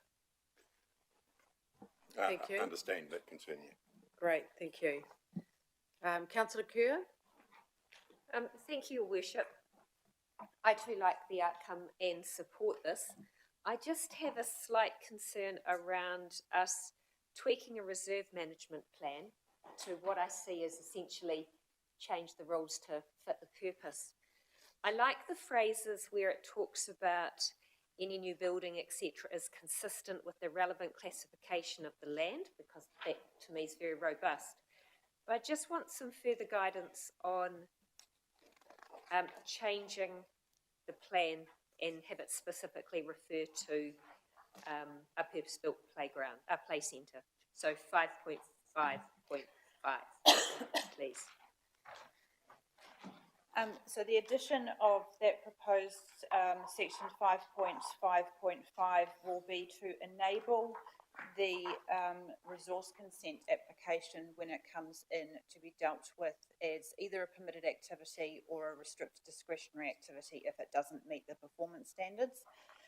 Because if you look in the report in section 4.14, in the open space zone, activities identified within an adopted reserve management plan are permitted activities. So we would need to specify it that clearly in the Rōreka Reserve Management Plan in order for it to be dealt with as a permitted activity or restricted discretionary activity. Yeah, and through you, Your Worship, just a follow-up question. I guess I'm wondering if we had put this in the plan to start with, would we have had more people respond to us? So if it had been part of the consultation originally, would the neighbours have raised their concerns? Would other park users have been in contact with us? So it's two things on that. The answer is potentially. Firstly, the Play Centre Aotearoa have canvassed adjoining residents already as part of when they were doing their due diligence on this, and indicated support at this stage from neighbouring properties. Secondly, when we put public consultation, when we notified to hold this park subject to the Reserves Act as a local purpose reserve, where play centre facilities are permitted. There was no objections received to that. One follow-up question, sorry. So Play Centre Aotearoa say they have canvassed. Have we seen evidence of that, or have we got that in writing from them? We've got that in writing. Thank you. Great. Councillor Sears. Thank you, Your Worship. Thank you for the report, Rachel. I was a bit sorry to read it because I thought that Duke Street was such a lovely place for the play centre and so close to Cornwall Park. But I'm still a little bit confused. Does Duke Street and St Leonard's, are they different types of reserves or are they under a different status? So it's because of the status of St Leonard's Park that we actually have the ability to do what we're recommending here. It's held subject to the Reserves Act as a local purpose reserve where play centre activities are supported. And it's also got its own reserve management plan. Duke Street Reserve, on the other hand, doesn't have a reserve management plan and it's not held subject to the Reserves Act. So whilst there are community buildings on both of them, I guess the major difference with Duke Street, where we are running into or where play centre are facing objections from neighbouring properties, is the size of the reserve. The fact that it's surrounded on all four sides by residential properties, quite close to the boundary, and it's a off-lead dog exercise area. Follow-up question, Your Worship. So what can Duke Street Reserve be used for? So Duke Street Reserve is really what we would classify as a neighbourhood park. It's got a community building on it. In terms of what we would classify it as, if it was held subject to the Reserves Act, would be local purpose reserve because it's already got the Scout building on it. So it's really a neighbourhood reserve, big enough to informal recreation, kick a ball around, dog off-lead walking. So a neighbourhood park. So why is it not subject to the Reserves Act? It's just not held subject to the Reserves Act. It's never been vested subject to the Reserves Act, and it hasn't had a reserve management plan written for it, and that's the process that we would then vest it under the Reserves Act. Okay, thank you. Councillor Harvey? Yes, thank you. This one was when I first saw it, what's going on here? The last I heard was they were moving or looking to relocate to Duke Street, and we spent quite a bit of time actually being briefed around that. And then this paper comes just straight before us, and I was going, well, what's actually occurred? When I look at Duke Street and Cornwall Park, the benefit of the Duke Street was that there was a playground, and a very good playground at Cornwall Park that they would actually be able to go over and utilise, whereas probably St Leonard's has the worst playground in Hastings. Sorry, I just point of clarification. When do we start the new upgrade? That was my question. Because it's happening. Yeah, so that's what I want to be aware of: is when will that occur? When will that commence? Yeah, thank you. Through your minute. And will it be easily accessible for them as well? Yeah, so I'll just draw your attention to the attachments and attachment 2.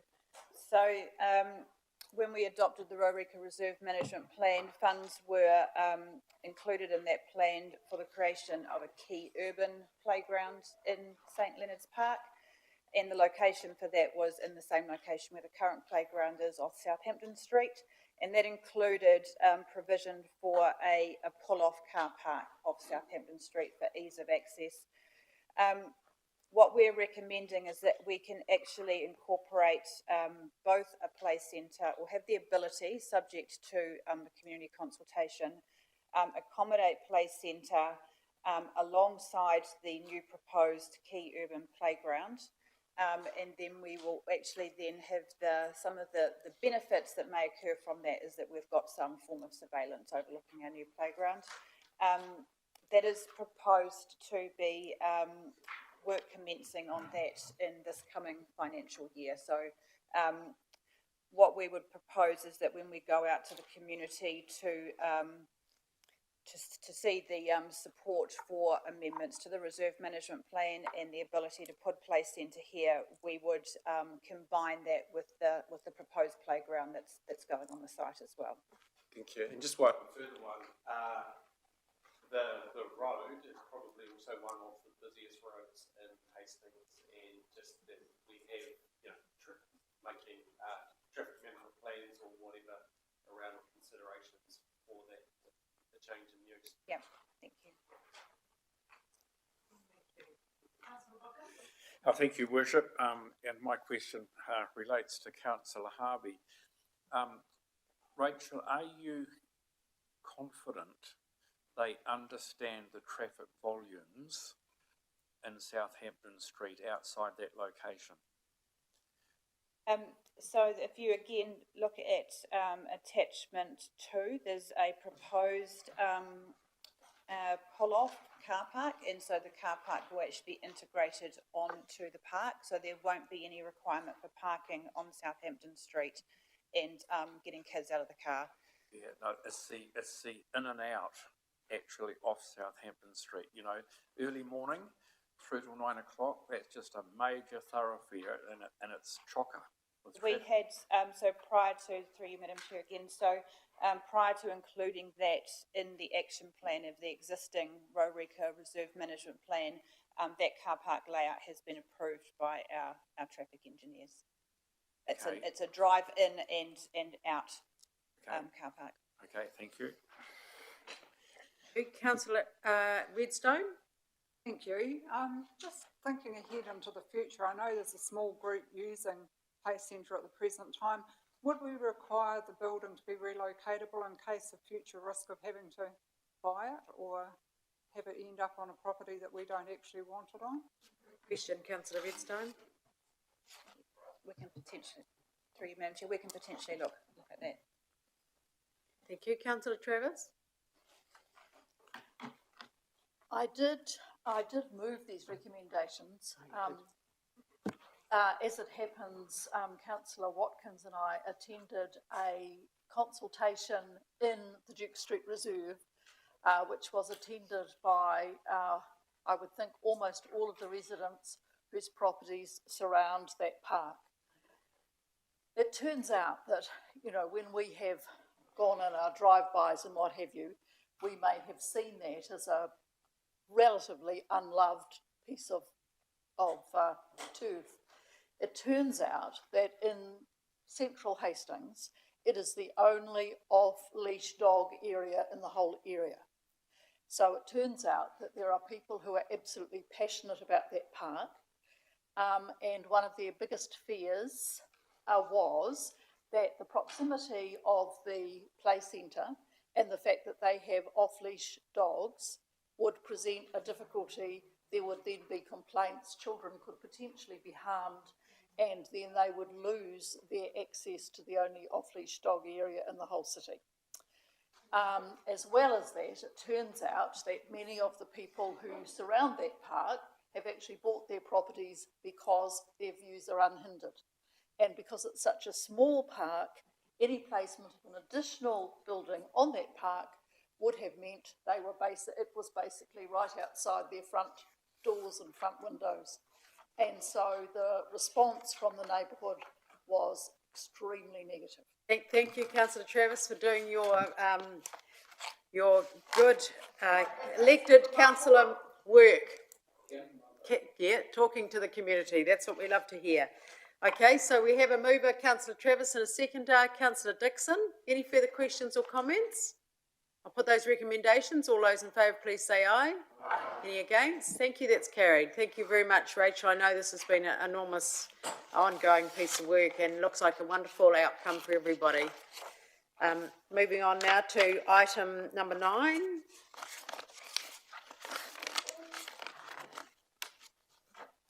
Appointment of electoral officer. Happy to move from the chair. Seconded, Councillor Lawson. Any questions or comments about this paper? Mr. Cameron's here if we need to ask any questions. I think it's a very sensible proposal. No questions or comments. I'll put that the recommendations for the appointment of electoral officer. All those in favour, please say aye. Any against? Thank you. That's carried. Number 10, which is schedule of council meetings for 2022. Any questions or comments? Councillor Nixon. Thank you. Seconded, Councillor Redstone. Obviously, this is just the beginning of the schedule for next year. Louise, did you want to add anything to the paper? Okay, all right, I'll put those recommendations. All those in favour, please say aye.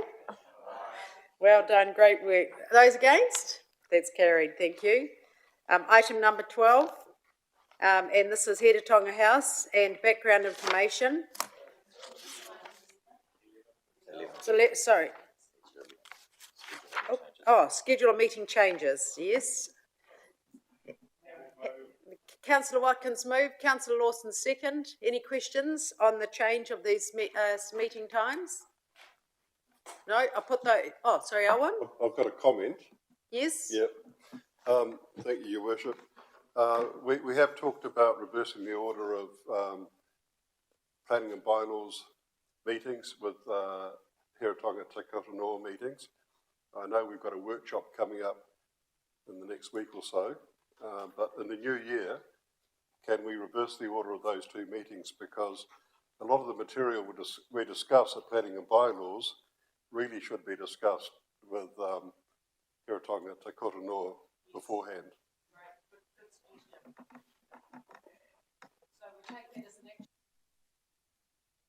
Thank you, that is an action. All right, thank you. I'll put those recommendations. All those in favour, please say aye. Aye. Any against? Thank you, that's carried. Heater House, item 12. Having read the public excluded part of this paper and looking at the Heater House, I just will ask, I'm just not sure that this needs to be, this could be in a public meeting. There is very little there that the public shouldn't understand what is going on with that asset. Can I have somebody please advise whether this could be brought into the full public meeting, the second part of this paper? Thank you. Through your worship, yes, it can. On reflection, there's probably just one paragraph within the PX report that we would look to remove from the report that was to be released and made public, and that's paragraph 4.28 from memory. So in the following picture that goes with that. So we've got copies of that report. If an adjusted report to circulate, if that would be helpful. But yes, we could have these two reports held together if that would be beneficial. Thank you. I think that would be a very wise idea. Any other views? I'm happy to move a recommendation that the public excluded report is brought into a public meeting. I have a seconder, Councillor Sears. Yeah. A question, if I may? Yes. So just a process question. Can we get a copy of the new document that excludes the... Coming around now. Thank you. So do we move to accept the new document rather than taking the PX paper forward? Yeah, because the PX paper includes the paragraph. Yes, we do. Scott's nodding, thank you. Right. So I'm happy to move from the chair that we accept this new paper in a public meeting. Thank you. And I have a seconder, Councillor Sears. All those in favour, please say aye. Aye. Any against? Thank you, carried. Oh, Councillor Lawson, you had a question? Sorry. Yes, Your Worship, just a process question really about that all the councillors are made aware that they shouldn't be asking questions about that particular paragraph in the open council meeting. So the PX paper is no longer. You have a new paper, which you will be, has just had that one commercially sensitive item removed from, but everything else is the same. Question. Councillor Harvey? Yeah, thank you. Again, just another question on process. This has been, therefore, the entire paper has been public excluded until now, and now becomes public. Everything we have online that is public, and this hasn't been, so people haven't been given the opportunity as well, the public. So question to the officers, how do we ensure that the community actually sees the rest of this public excluded paper?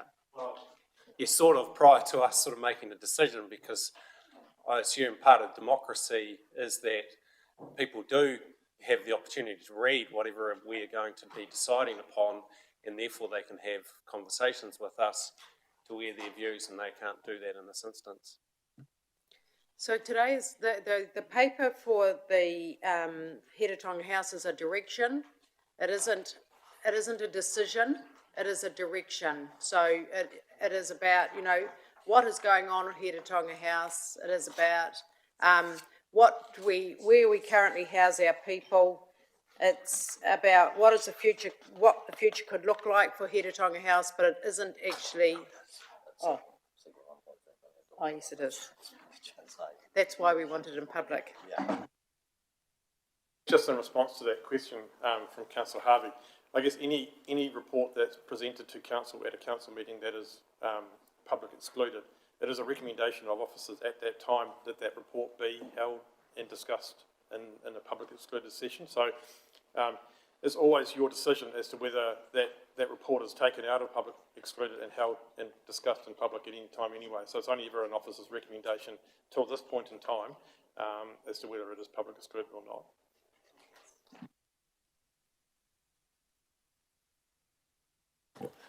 Councillor Harvey, are you satisfied with the response? Now, Mr. Cameron, you didn't explain how we're going to get this paper communicated. Through Madam Chair, at the moment, now that it is a public report, it will be made public. I just want to have before I answer further, I just want to have a quick check of the standing orders and confer briefly, Mr. Scott. Cool. Okay, well, we'll adjourn the meeting and we'll have a cup of tea. Thank you very much, and I'll see you in 10 minutes' time. Thank you.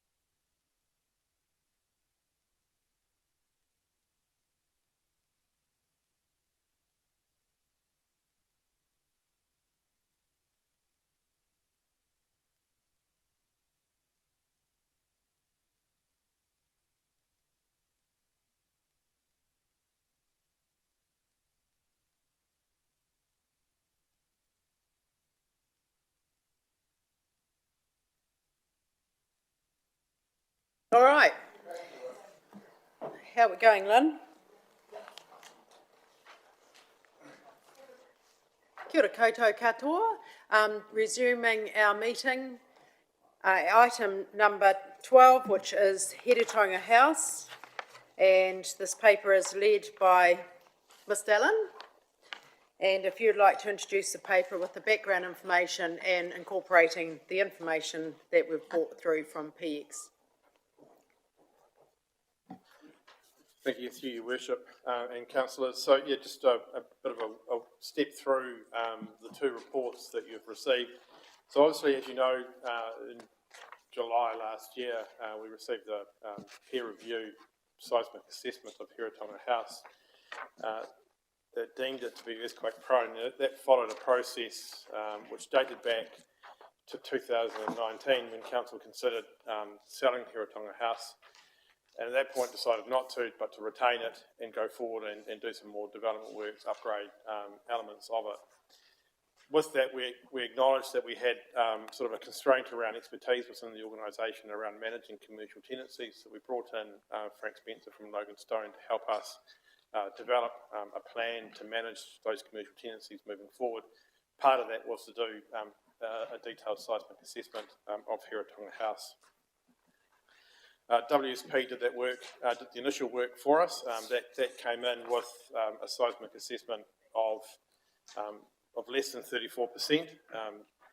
That was a great surprise to us, given the original initial procedure had given it quite a high rating. We got that work peer reviewed, and that came back with a more refined assessment, which was around 15%. And it was at that point that the Chief Executive made the decision that the staff were to vacate the building and we were to find alternative lodgings for the staff to work through, and which is why we're now sort of located down on the corner of Warren and Heretaunga Street, with some further staff on the Hastings Street as well. So that was sort of the piece of work that we've done. Subsequent to that, we needed to understand what was the scope of work required to remedy the building and to make it good and strengthen. Strengthening work was in seismic scope was to bring it up to 67%. There was a number of, so effectively to do that, the building needed to be completely gutted, and then the sort of the strengthening work was to be undertaken. You'll see in paragraph 1.14 sort of the cost estimates that were sort of outlined amongst that. That's in the original public report. Those strengthening works are around sort of 1.3 million, but to do that, like I said, you need to completely gut the building, and then it's all the making good that comes with that. The building is ageing, it does need to be re-roofed, it does have some other compliance issues around fire egress and other items that would need to be dealt with at the same time as well. So the estimates around remedying the building, strengthening it to 67%, and making good and into a semi-modern working office environment, range from 16.5 million to 24.5 million based on those estimates. And that work was led by the Building Intelligence Group, based out of Wellington, and their local office as well, using a number of experts to inform that. I guess that sort of gave us a baseline to inform the economic viability around strengthening Heretaunga House. A pretty significant decision for council would loom from that. So we really felt it necessary to get that work peer reviewed, and GHD Woodhead was selected and recommended to us to do that for us. So generally on the non-structural elements around how we'd go about doing the work and what needed to be done after that, they concurred with the work that the Building Intelligence Group had done. Their conclusions around the structural issues and how that would be remedied, I think effectively they agreed that the work needed to be done, that the assessment was correct, but they did point out that there was probably some more unknowns within that would only add further cost to that strengthening process as well. So really that just reinforced the cost estimates that the Building Intelligence Group had pulled together for us, somewhere between $16.5 and $24.6 million, based on sort of a base scope of work and then an enhanced sort of scope of work, which actually provided a better office environment to the tenants and to staff that would be located in it. The report from the Building Intelligence Group did sort of pose a number of quite good questions for us to ponder around whether we deemed this site to be a strategic site and whether it was really important for council to own its sort of overflow office requirements, or whether it was quite happy to be a landlord. And really, what was the strategic importance of this site in relation to Civic Square and in relation to the main civic building that we're in today. So that was the basis for the background reading, just to lead us up into this point that we are at now around. We've done the seismic assessment. We understand its seismic rating of being 15%. We understand that, and we've had a peer review, that the costs to remedy the building are somewhere between $16 and $24 million, or more if you take on the comments from DHC Woodhead. So with that in mind, the report that's in public excluded really comes to the conclusion, in conversations that we had with yourselves in a workshop last week, really comes to the conclusion that this building is uneconomic to repair, and that the only sort of logical sort of step forward is that the building should be deconstructed and something else would come into play. I guess the question for council that we needed to work through around is what are the future uses for this building? How would we go about it? Is it council's role to develop that site, or are there actually opportunities to engage and work with developers to do that? Thank you. So so really probably on that note, Your Worship. Great, thanks, Bruce. Questions and Awesome, thanks, Bruce. And I mean the last thing we want to do is have that building sitting there empty and vacant after March next year, like it is. However, I think this is one of the biggest opportunities that has come our way in terms of our revitalisation plan for the CBD. And imagine when we did our reimagining days back in March with people wanting townhouses in the city, and the opportunities that we could see in this place. For me, the question really is whether or not we need to invest unbudgeted funds at the moment for a car parking space, or whether we seek expressions of interest and ask the staff to come back at the end of first quarter next year with some ideas and work with the development community to see what could be. But I think this is our stake in the ground, actually, to look at how we've got an opportunity of 3,000 square metres of land that could be something significant in terms of people living. We need to house our 80 staff somewhere, and they've only got sites for the next 3 years. And so, we need to move on and find spaces for them. It may not necessarily be in this area, but being close enough to this building is very, very important. And so I think there's lots of opportunities, and this is a stake in the ground, actually, and it's a very important, significant site for us. So I'll ask Councillor Kerr, you would like to make a comment or ask some questions? Yes, thank you, Your Worship. Just a few comments and then a question. What a stunning location. This is really, really magical location, and I'm really delighted to see the recommendations asking the Chief Executive to engage with urban design expertise to inform us of the hierarchy of opinions. Because I sit here and I don't know whether it should be a car parking building, business space, office space for us, whether it should be inner city living, whether it should be a part of a library. I don't know. So really excited to see recommendation E seeking that external advice to us. I do support the building coming down and a temporary car park being in place until such time as... Sorry to interrupt you, Councillor Kerr. The recommendations are on page 4 of the PX. So we're moving on. We're using page 2 of the paper copy. I'm just working off.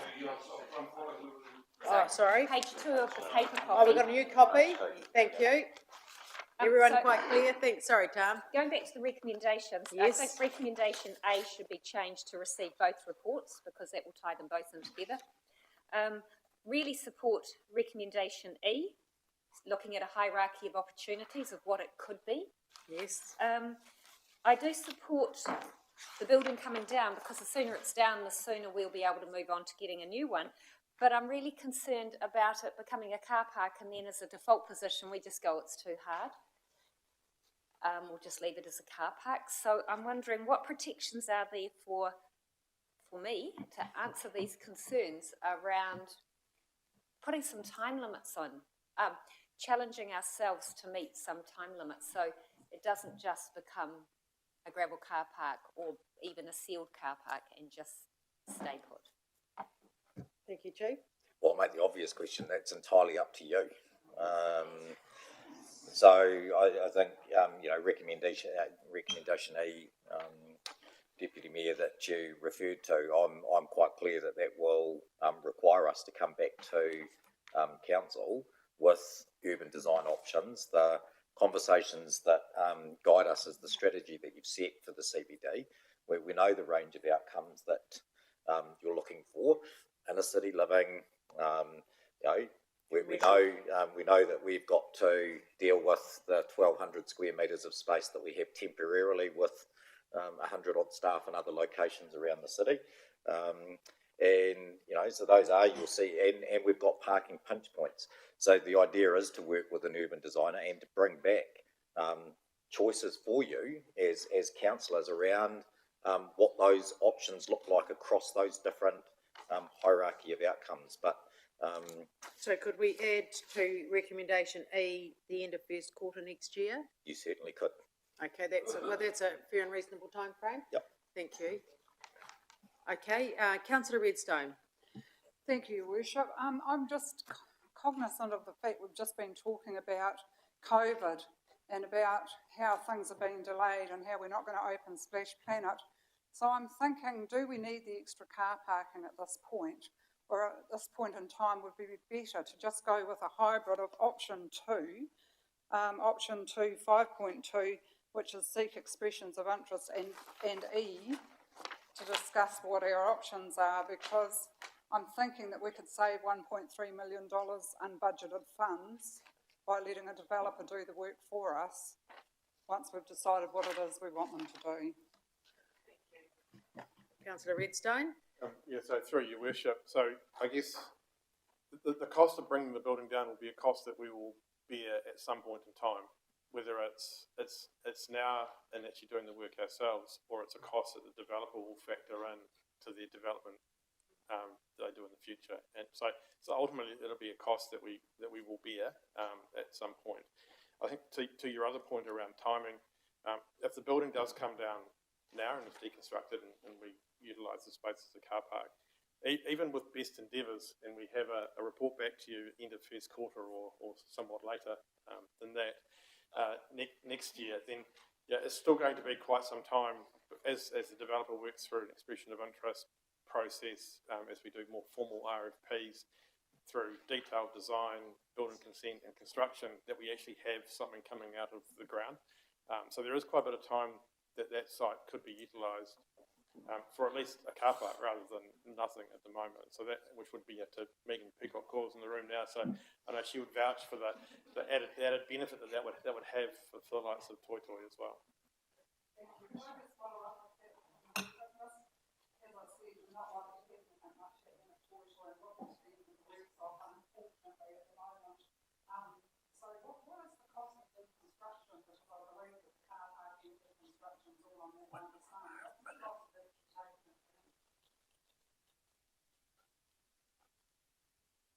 So the cost of deconstruction, we think that perhaps we can bring to the market and test this one. We know what deconstruction costs are per gross floor area on the survey has given us. That's an indication of what the market would quote for us. I think it is in that sort of $1 million vicinity to bring the building down, but obviously we need to go through the process on that. So the car park is effectively the process, as I understand it, and Craig might go expand further, building would be deconstructed on site, so concrete would be crushed, the base material would be built with that, and the base car park finish will be put on top. It won't be, due to the temporary nature of it, it won't be the car park that's there to last. The life of a normal car park is very much temporary. Thank you. Just picking up on Councillor Redstone's question around car parking and the need for car parking, and you mentioned Toi Toi Arts and Event Centre. We have Megan here. I mean, you know, realistic, Megan, when is it that you have a pinch point for parking for, you know, we've got all this waterworks going on in the CBD till April next year, you know, all this development works. How, you know, when have you got some big events that you think that under the normal circumstances, if we, you know, like, do we need the car parking next week, or, you know, when would we need it? Thank you.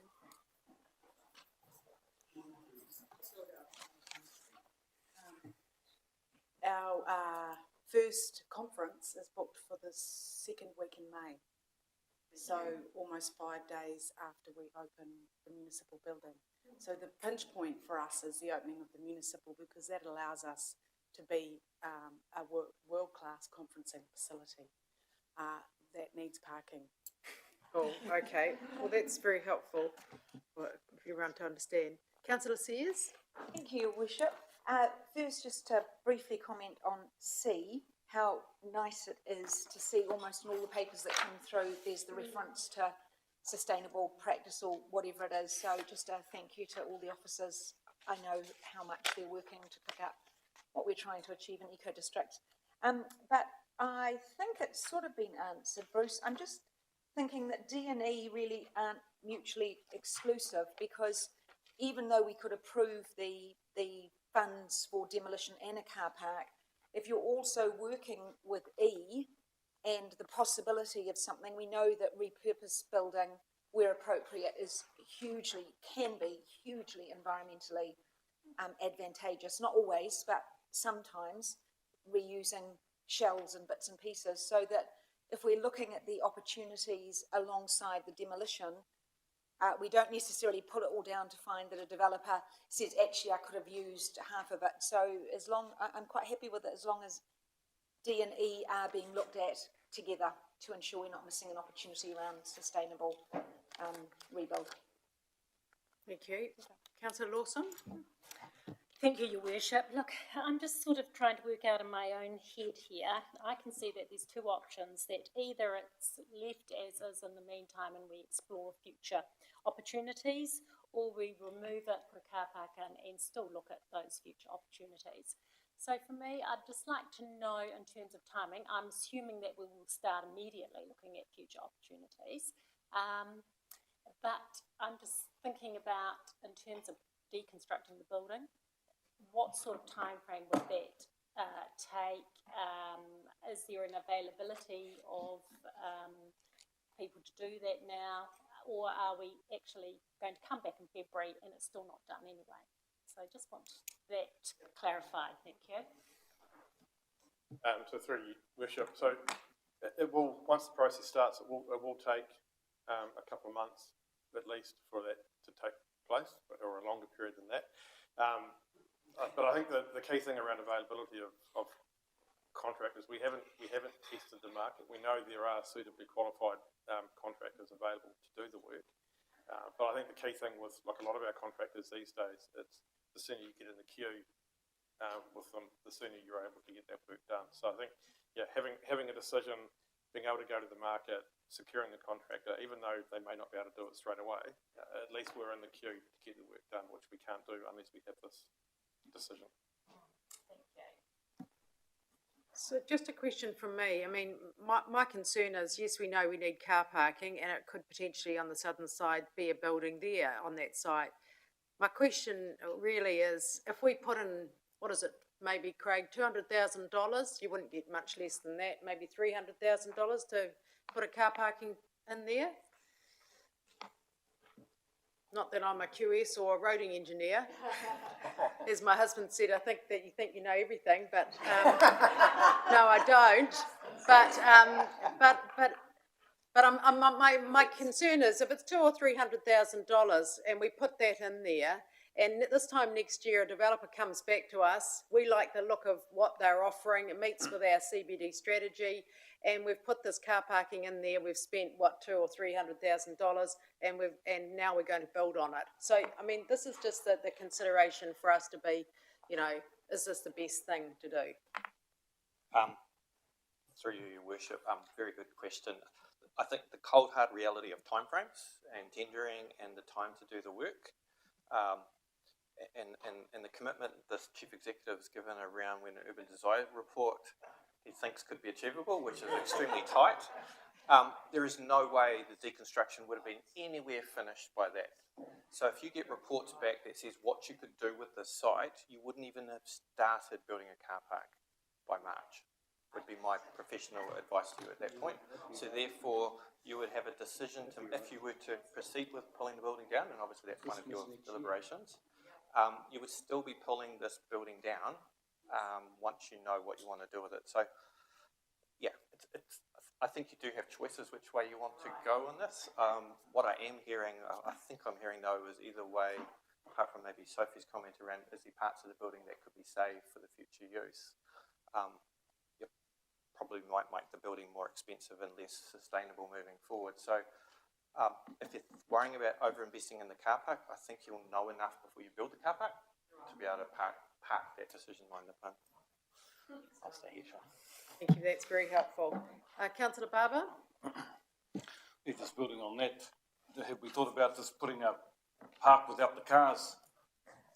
You know, just green space there, because that's very cheap to just put some grass over there, and yeah, you wouldn't be pouring in $500,000. The other question, wasn't really a question, but I kind of think back to 2018, the decision not to sell it. But even if we did decide to sell it back then, they would have picked us up. They would have picked up all that kind of stuff around, you know, what we're having to re-strengthen. Depends on how well they did their due diligence, yeah. Right, yes, yeah. And the outcome would have been the same for any developer who bought it back then. Sure they would have looked at that and paid, made an offer accordingly. Councillor Barber? Oh, so that's you. You know, so just about the park green space rather than a car park.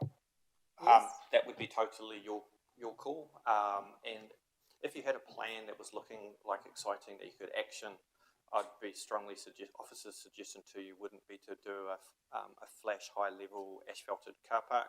It could be a gravel park for a short period of time until the builder goes in, or it could be grass or something. So I think those are choices that are still yours once you know more. I think the key would be to see what is the potential and how fast can that potential be realised, and how do you best fund it, solely, joint venturely, or let the market do it. Councillor Dixon? Yeah, thank you, Worship.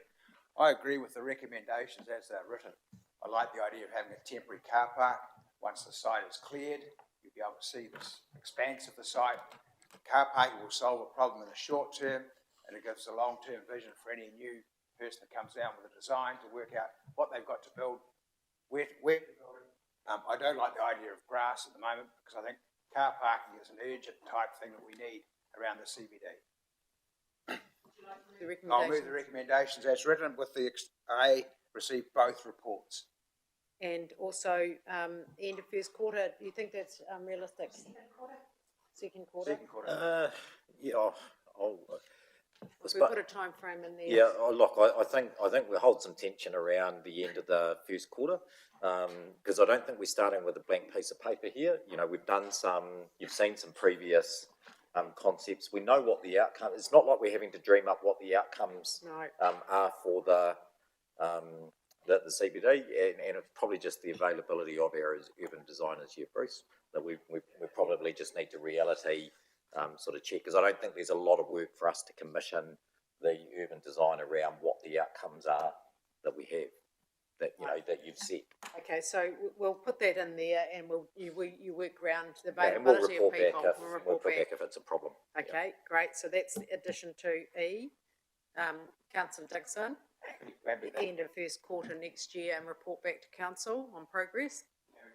Okay, thank you. Seconder? Yeah. Councillor Nixon? Did you want to speak, Councillor Nixon? Only that I was going to say, I don't have a problem with a car park. To build a car park, it doesn't stop us doing anything else. The cost of putting a car park in, as Craig has pointed out, is not that great.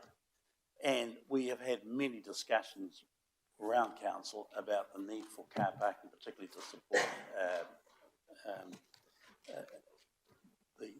our conference facilities and so on. And I think this would allow us to explore that at a very low cost, and we can still do something else with it if that's wrong. So that doesn't bother me. Thank you. Councillor Harvey? No, I'm sure. Oh, thank you. Any other views? So is everyone quite clear on just those couple of additions to E? You're just putting those up, Lynn? You're putting a time frame up at the end of E? Yes, in quarter 2022 on future development options. And report back to council, please. Report back to council. Yes, it is by the end of, yep. Okay. Okay. All right. Any other comments? All right. I'll put those recommendations. All those in favour, please say aye. Aye. Any against? Thank you. That's carried. Well done, team. Thank you, everyone, for a very successful meeting. And We've got one more item. oh, we've got one more item.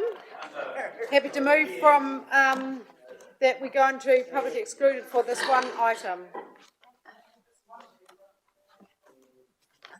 Happy to second. Thank you. All those in favour, please say aye. Aye. Any against? Thank you. That's carried. Well done. All good. Thank you, everyone.